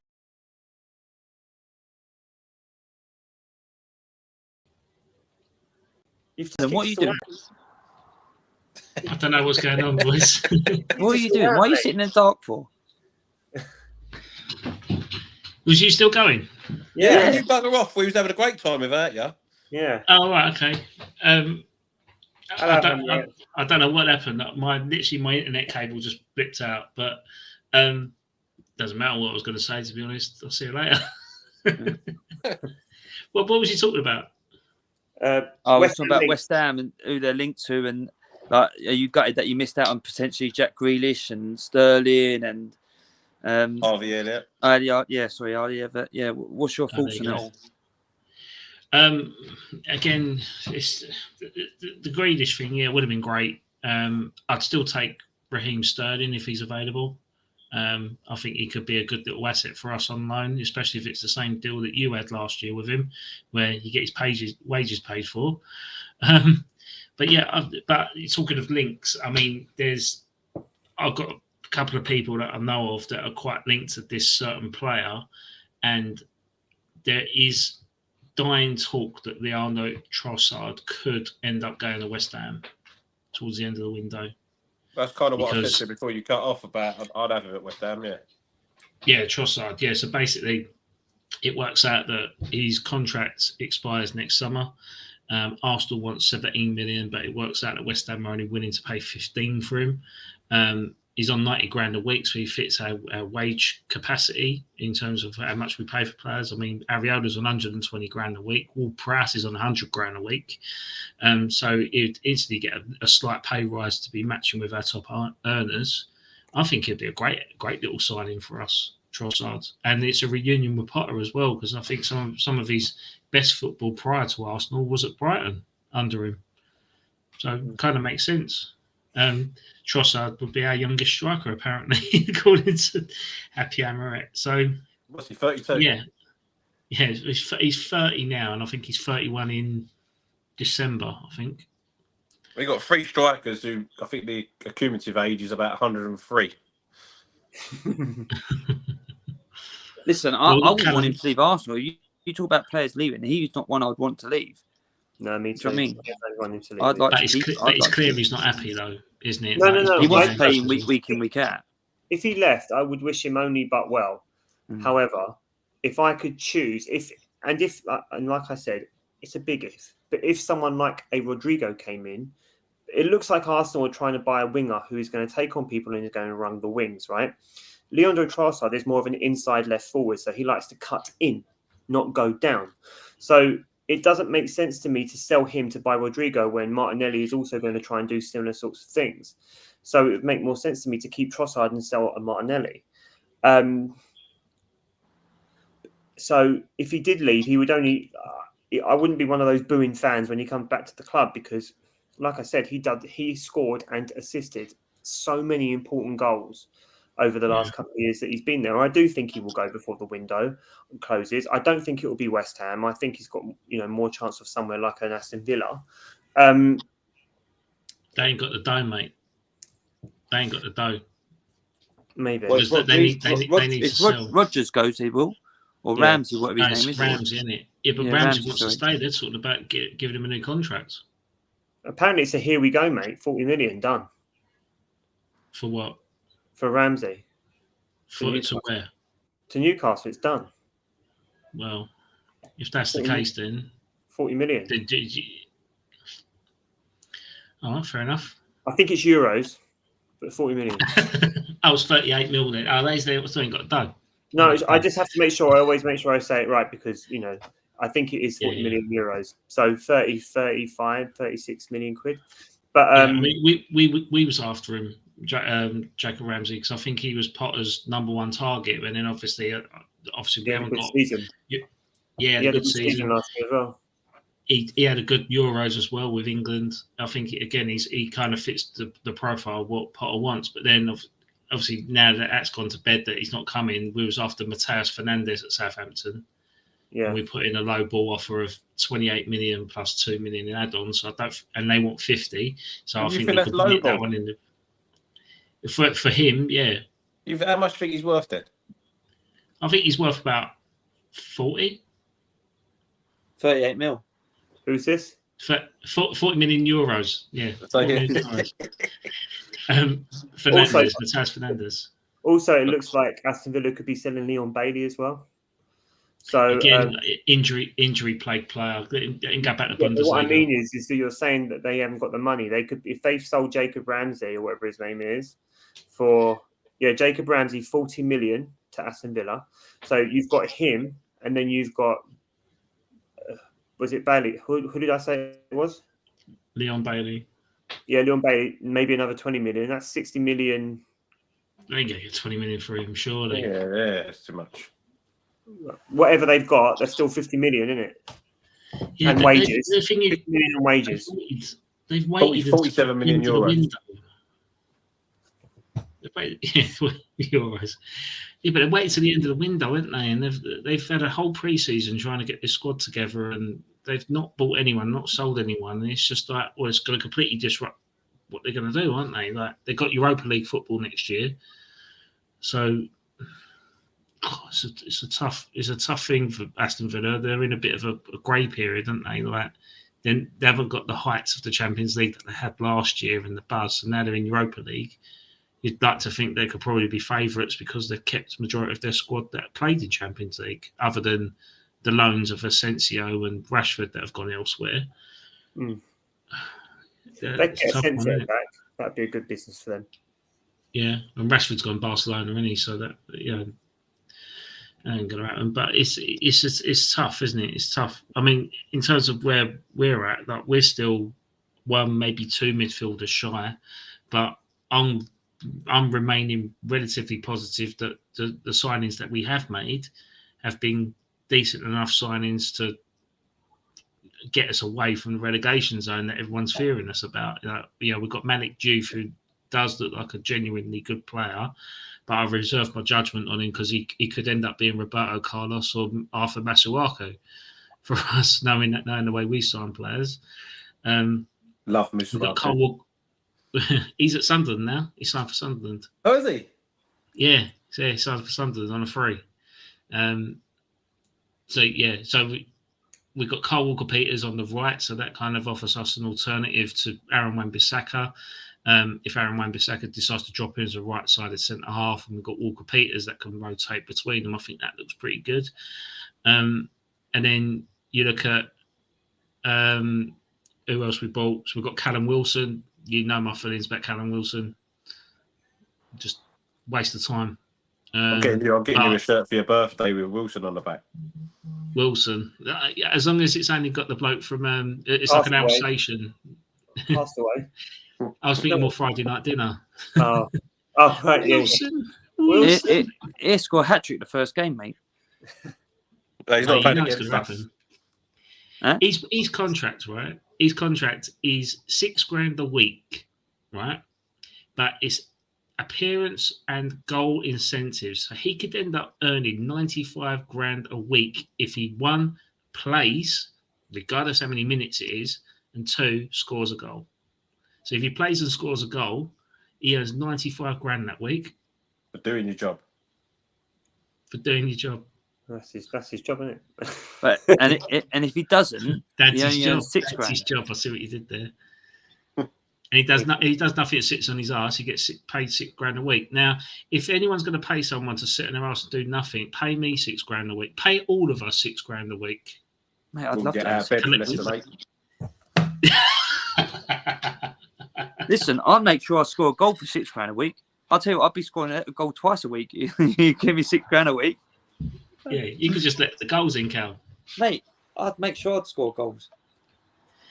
But yeah, and then who else we signed? We signed Mads Hermansen, who I think is probably one of the most important signings in West Ham's recent history, because I think he's going to be a legacy type goalkeeper that will play at the back, and he's a decent enough shot stopper, and I think that's a fantastic signing. And we've got him for an absolute steal, 15 million quid. Did you just say we signed a goalkeeper who's going to play at the back? Play out of the back, yeah. Play out of the back, got you. Yeah, the back. I hope he does. He's got number one shot. He's got number one shirt on, but he plays left wing. Yeah.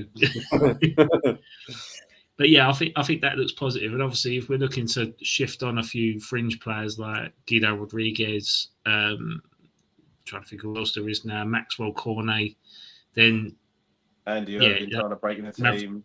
Andy Irving, Mavropanos, those sort of players will be looking to go. But the promising side to it is the introductions of the youth team in terms of Potts, Callum Marshall, Wally Scholes, Caden Casey, who's now gone out on loan to Swansea.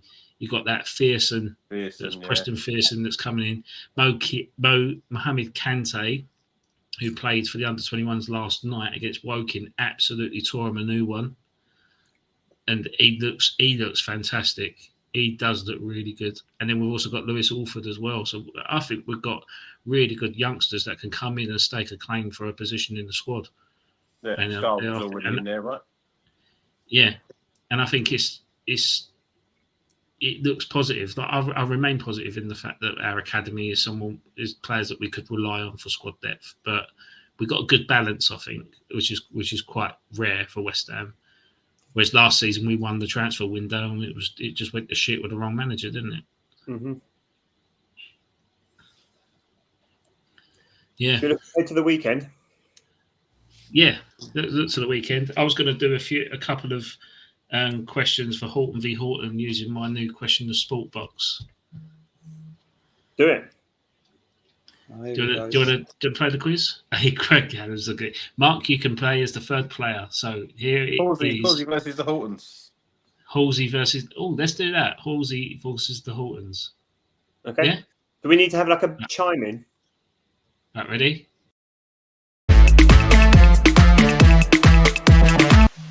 So the Hortons v Hortons is literally going to be Hortons v Halsey. So I've got a list of cards here.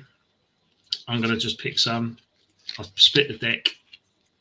So, Rob, would you like the deck from the right hand or left hand? Left. Sinners there. Right, I can't see. He's already gone wrong. No, I'm left-handed, mate. I've got to try and see it. Right, okay. Which club does... I can't even say this word.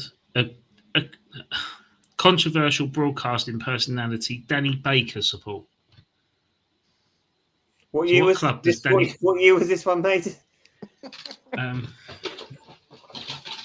Here's the box that...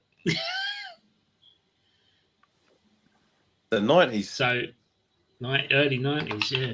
Controversial. What was controversial in the 90s? Because 90s, pretty much anything went. Outspoken, not I'd say more outspoken than controversial. Jimmy Savile wasn't even controversial in the 90s. I can't say the word.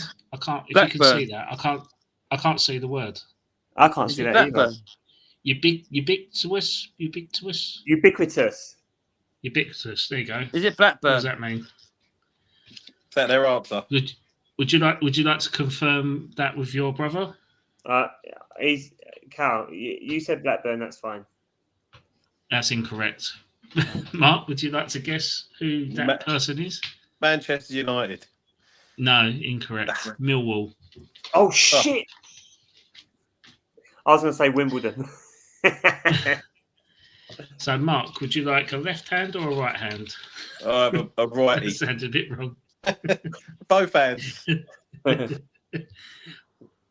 You wish. There you go. Okay, who am I? So this is a who am I question, okay? Adam Leverborough. So, correct. Free kick, right? Oh, no, sorry, this is the thing for the ball game. Right, his goals helped his club to their 25th championship title in 1995. He scored Ajax's goal against Milan in the 1995 European Cup final. He is the most promising Dutch striker of his generation. Who is he? I think I know. Van Nistelrooy? Incorrect. Passed over to the Hortons. All right, Cal, this could be potentially someone like a Larson or a Bergkamp, couldn't it? No, it's the one who paid. Who's the? Ain't it Hasselbank or what his name is? Hasselbank. Jimmy Floyd Hasselbank. Yeah. Oh, I don't know. Jimmy Floyd Hasselbank was later. Was he? Yeah. Didn't he play for Ajax and Holland? Well, he definitely played for Holland, but so did Bergkamp and Larson. Not in '95. He didn't know. He was '98 when he joined Arsenal, wasn't it? Who? Bergkamp, yeah. Bergkamp, yeah. And he was in Italy when we signed him, wasn't he? Yeah, he was in Inter Milan. But how long had he been at Inter Milan when we signed him? Their time limit, Ginge. All right, go on, Well, Cal. boys. Whoever you think then. Whoever you Yeah, think. is Larson not later as well? Because Larson had a little fling at Man United to help him win the league, and then he went back to Celtic, didn't he? Right, pick a name. Pick a name. Come on. Larson sounds good to me. All right, Larson. It is Patrick Kluivert. Oh, Oh, shit. Kluivert, yeah. Okay. Yeah. Right, Rob, left hand, left. Oh, I've got to resume it. Right. Come on, Cal. Do you want left hand or right hand? I'll go right hand. Okay. It's been okay. There's another. Who am I? Nurtured as a youth at the academy. Moved to Man United, who won 2 successive championships. Dropped by Venables after missing the '95 summer tournament. And he was a powerhouse for Inter Milan and England's midfield.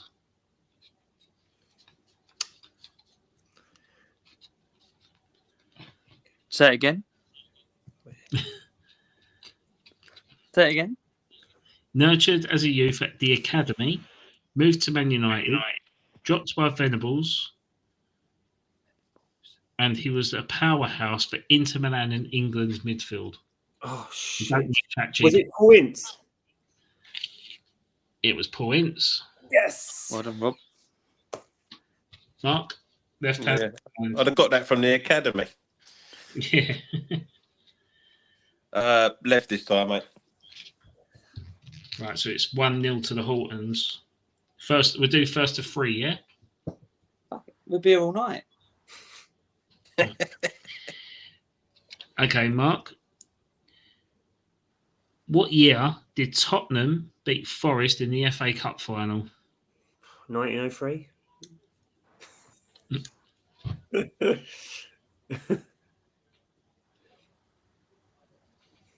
Was it 1991? Oh, what a guess. 91 it was. 91. You I go. said 1903 as a joke. 91. There we go. Rob, Callum, left or right hand? It's Rob's turn. No, I went. Oh, was it? Oh, left. Left hand. God, this is hard. Yeah, right, this is hard. Once scored 8 goals in a 9-1 youth team victory. Made his debut in the 94-95 season. Dubbed the new Jimmy Greaves at Loftus Road. QPR's gifted young striker is 8 pints to the good. That's a clue there. What's 8 pints to the good? Pissed. Yeah. Was it like Heskey or someone like that? Cal? Heskey. No, QPR. Right. This is hard, this one. I must admit. 8 pints.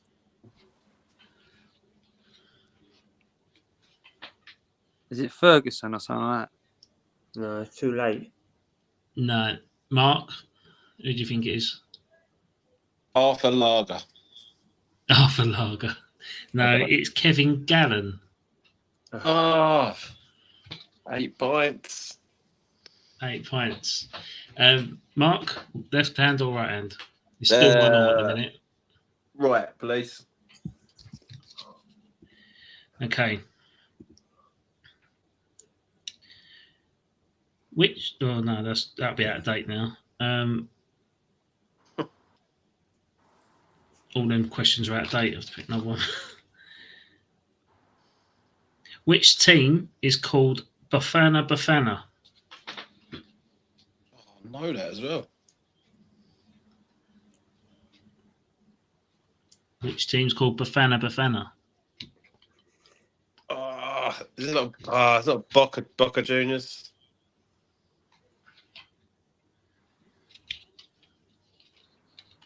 That's my final answer. I don't know. Boca Juniors is incorrect. Rob, Callum? So say it again. Which team is called Bafana Bafana? Bafana Bafana.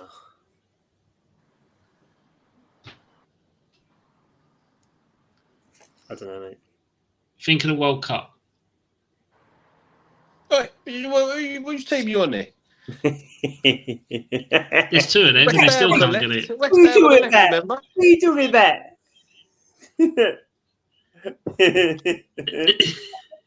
I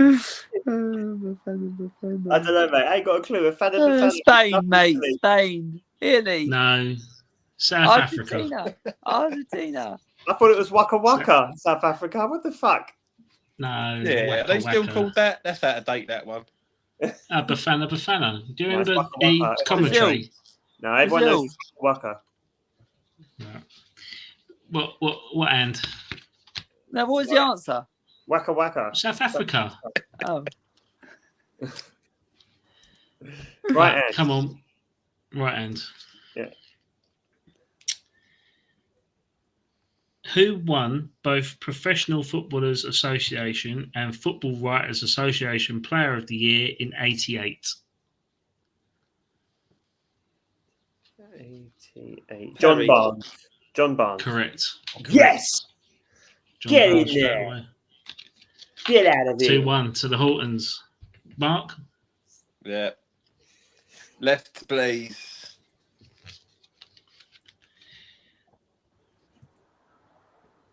Which England manager featured in a TV documentary called The Impossible Job? Terry Venables. No, passing it over for the steal. Is it Clough? No, Oh! Graham Taylor. Who was it? Graham Taylor? Taylor. Oh. Right, boys, for the win. Left or right? I think it's is it Argo? Yeah. Yeah, that's what I mean. For Left. the win, left or right? What? Left or right? Left. Right, okay. Oh, this is a great one. It's a great one. Began his career, this is Who Am I? So, began his career with Lanrossi Vicenza. Moved from Juventus to Milan in 95. Was FIFA World Footballer of the Year in 93. And this final clue might see that Italy's best known ponytail Buddhist in the 94 World Cup. Oh, what is his name? Oh, and they never won it. What was his name? He basically he got them all the way to the final, and then he missed the penalty. He missed the penalty. What was his name? Oh, Yeah, the ponytail. yeah, he had a ponytail, and he's like known as the best player in the world, but he missed the penalty. He's the famous one who just stood there with his hands on his hip after missing it for about 20 minutes. Oh, does it begin with B? It begins with B, doesn't it? Oh, I know what you're talking about there. Oh my God! He stood there like this. He missed it basically. That's something. That's Bellotti. Bellotti. Shit. Oh, what is his name? Bellotti. He basically carried them. He carried them all the way through. They were crap, and he basically he scored all the goals. He defended, and then it was his moment in time, and then he missed the penalty.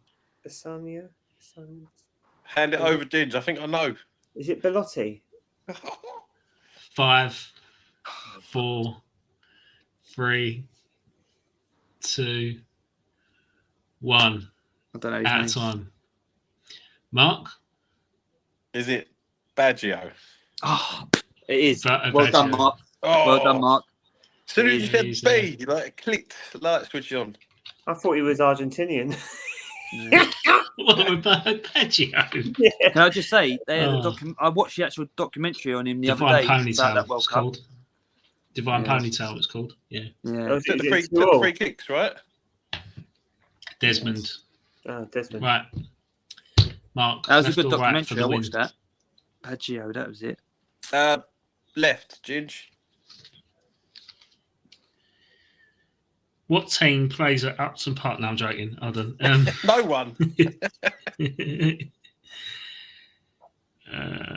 Okay, this one's up your street. Whose home is Gay Meadow? Oh no. Gay Meadow.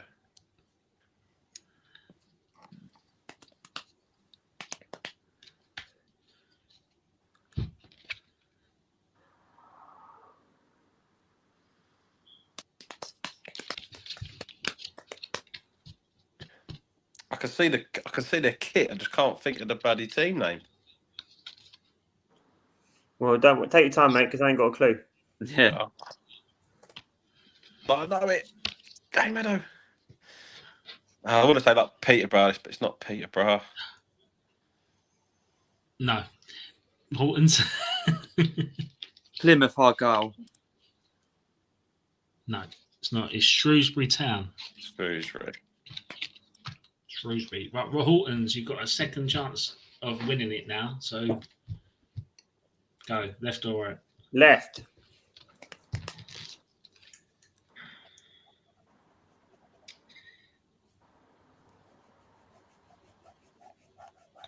Okay. By what margin did Brazil beat Italy in their famous 1970 World Cup final?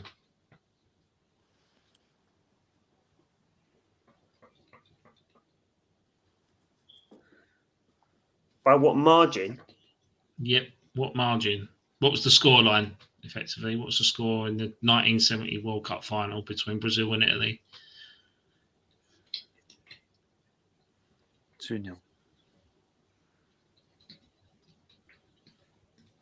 Yeah, go with that. That's fine with me. Incorrect. Mark, for the win. I think was it 4-0? Oh, you're so close. 4-1. Ah, Mark, left or right? right. Hit the post. Hit the post. On for the rebound. Okay. What club reveals the nickname of the boys? The boys.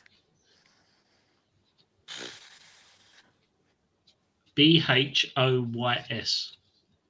Oh, is it Rangers? No. No. Hortons v Hortons to steal. It's not Rangers. Oh, wait, I hit the post. Well, we just go- You've we just go- should we just go massively hit score the it? post. You've hit the post and hit the crossbar, and Hortons have tapped it in for 3-2 with Celtic. And Hortons v Hortons win this week's Horton v Horton.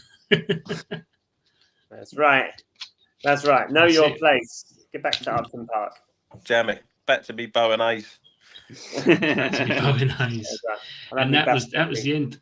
And that was the end of this week's Horton v Horton. That was great. That was good. I enjoyed buying that. Callum's gone. That was good. I'll take the win and go, yeah. See that, mate. Gracious winner. Well, you Oh, he's done. back. I know. I was waiting for a segue. I thought Adam was going to do his little music thing that I've never heard in our lives. I did do it. I did Right. do it. But that's not a bad little quiz that we've picked up at the boot sale, wasn't it? No, it wasn't bad. It wasn't bad.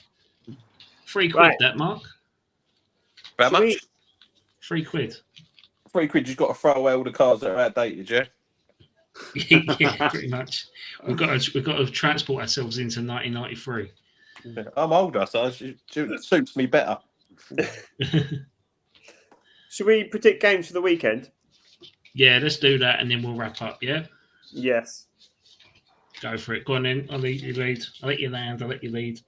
Okay. I think that Arsenal will continue their record of not losing to a team in a big since 2023 when they last lost to Manchester City, and which I think was in the 22-23 season as well, if I remember correctly. So it's been a very long time since you lost to a team in the Big Six. And I think that we will beat Man United 3-1. Do I need to add context or? 3-1. Yeah, 3-1. So you're going to beat Man United 3-1. Yep. That's away from home as well. Yep. 1-3. Sorry, Mark. Just let you know, we only do Arsenal and West Ham predictions for the weekend. Yeah. We don't go through. I don't know the other fixtures anyway, so you had a right touch. Right, so 3-1. You're saying for Arsenal win? Yeah. Callum? I think Arsenal will win 1-0. And Havertz will come off the bench and do it. I think 1-0. I think Eucharist will score. Okay. Can you get this? Yeah. On game day. Oh God, cringe. And I think what's his name? Sesko. Yeah. I think he'll go off injured. No, don't say that. No, not to be horrible, but I do. I think he'll go off injured. Interesting. Okay, Mark, what do you think the Arsenal result will be at the weekend? It's Super Sunday, isn't it? Yeah, but I've gone for Sunday. a blinder because it's on the Super 6. So I think I've done Man United to win 3-2. Oh, that would be horrible. That would be. It won't look nice in my white t-shirt. Yeah, it'd be a 0-0 now because I've said that. So Yeah, well, to be fair, you're probably right. That's probably that makes more sense. 0-0. Okay. Sorry, I'm just putting the focus back on the thing. I think it'll be 1-1. It'll be 1-0 because I think Man United have just bought 40 goals from midfield last season, and I think they'll put up more of a fight than what you think. Yeah, Still no defense though. Yeah, but they'll Let's see. I think 1-0. I think you'll both be playing quite cagey and. No one's going to want to lose it. You're right. No one's going to want to lose it. Yeah. Especially up in Old Trafford as well. 1-0. That's my thoughts. I think if it is 1-1, that'll be a better result for Arsenal than it will be for United. But Arsenal have got to be winning that game really if they're serious about setting a gauntlet for the season. I think Arsenal. It's almost like that first game of the season is a must-win for Arsenal to be like we are serious. Mm-hmm. Yeah. It's just going to be pressure otherwise. So, what do you think the result will be between Sunderland and West Ham? I think it'll be 2-1 Sunderland. I really do. I just think Sunderland are going to be a surprise package this year. I think they've got Xhaka for a start, who I think will bully people in midfield. I think their striker and their fullbacks are pretty decent. I just think they're going to come in and just. So I just think they're going to surprise West Ham. I don't think West Ham would expect them to be so confident or so. I just think they hit the ground running. I think it would be a surprise result, but I don't think that will reflect their whole season. I just think the first game of the season will be a surprise result and be like, have you seen what the promoted teams are doing? And I don't think West Ham are completely settled yet. I don't think they are. Okay. Cal? I think I'm going to go the opposite to what I said for the Arsenal game being a 1-0 game. I think it's going to be 3-2 Sunderland. Yeah. Okay. I think your game is going to be the big game where everyone's like, mate, and it's going to be 3-2 Sunderland. Okay. Mark?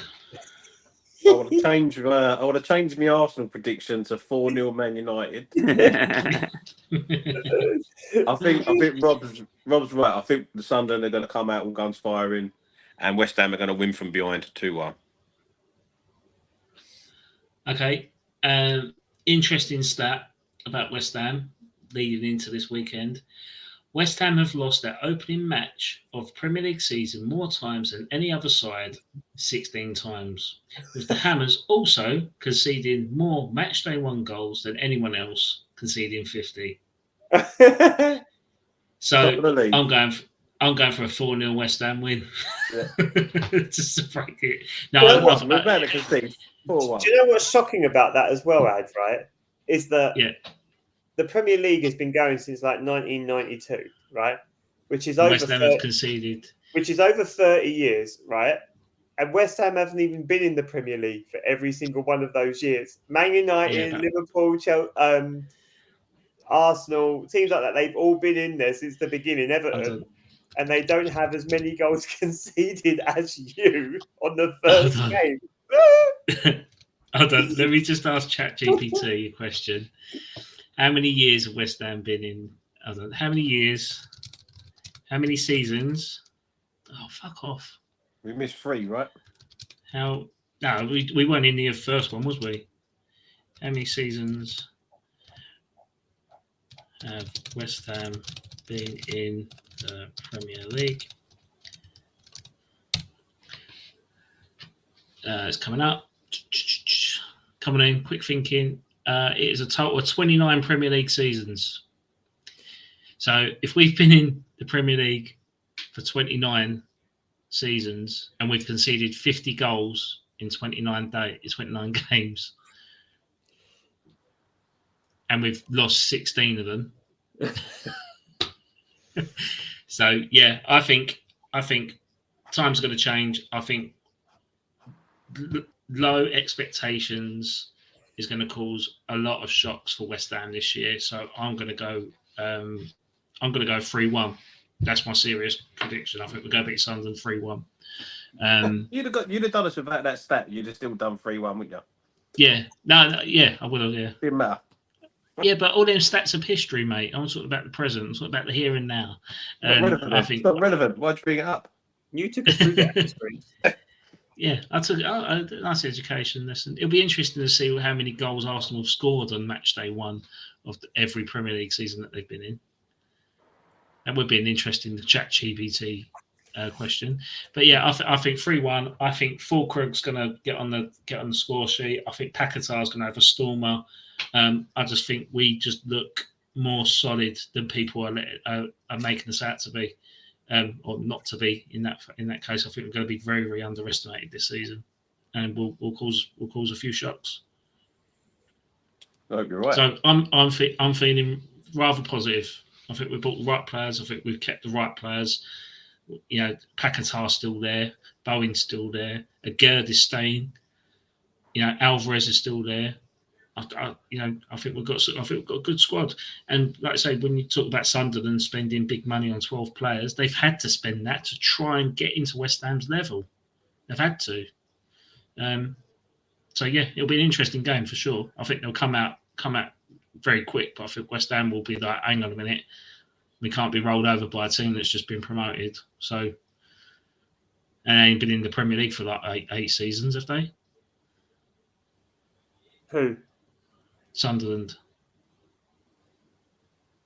They've been out of it for quite a while, haven't they? It's been a while. And they've been up and down a few times, haven't they? Yeah, they've been League One as well, haven't they? Okay, that's that then.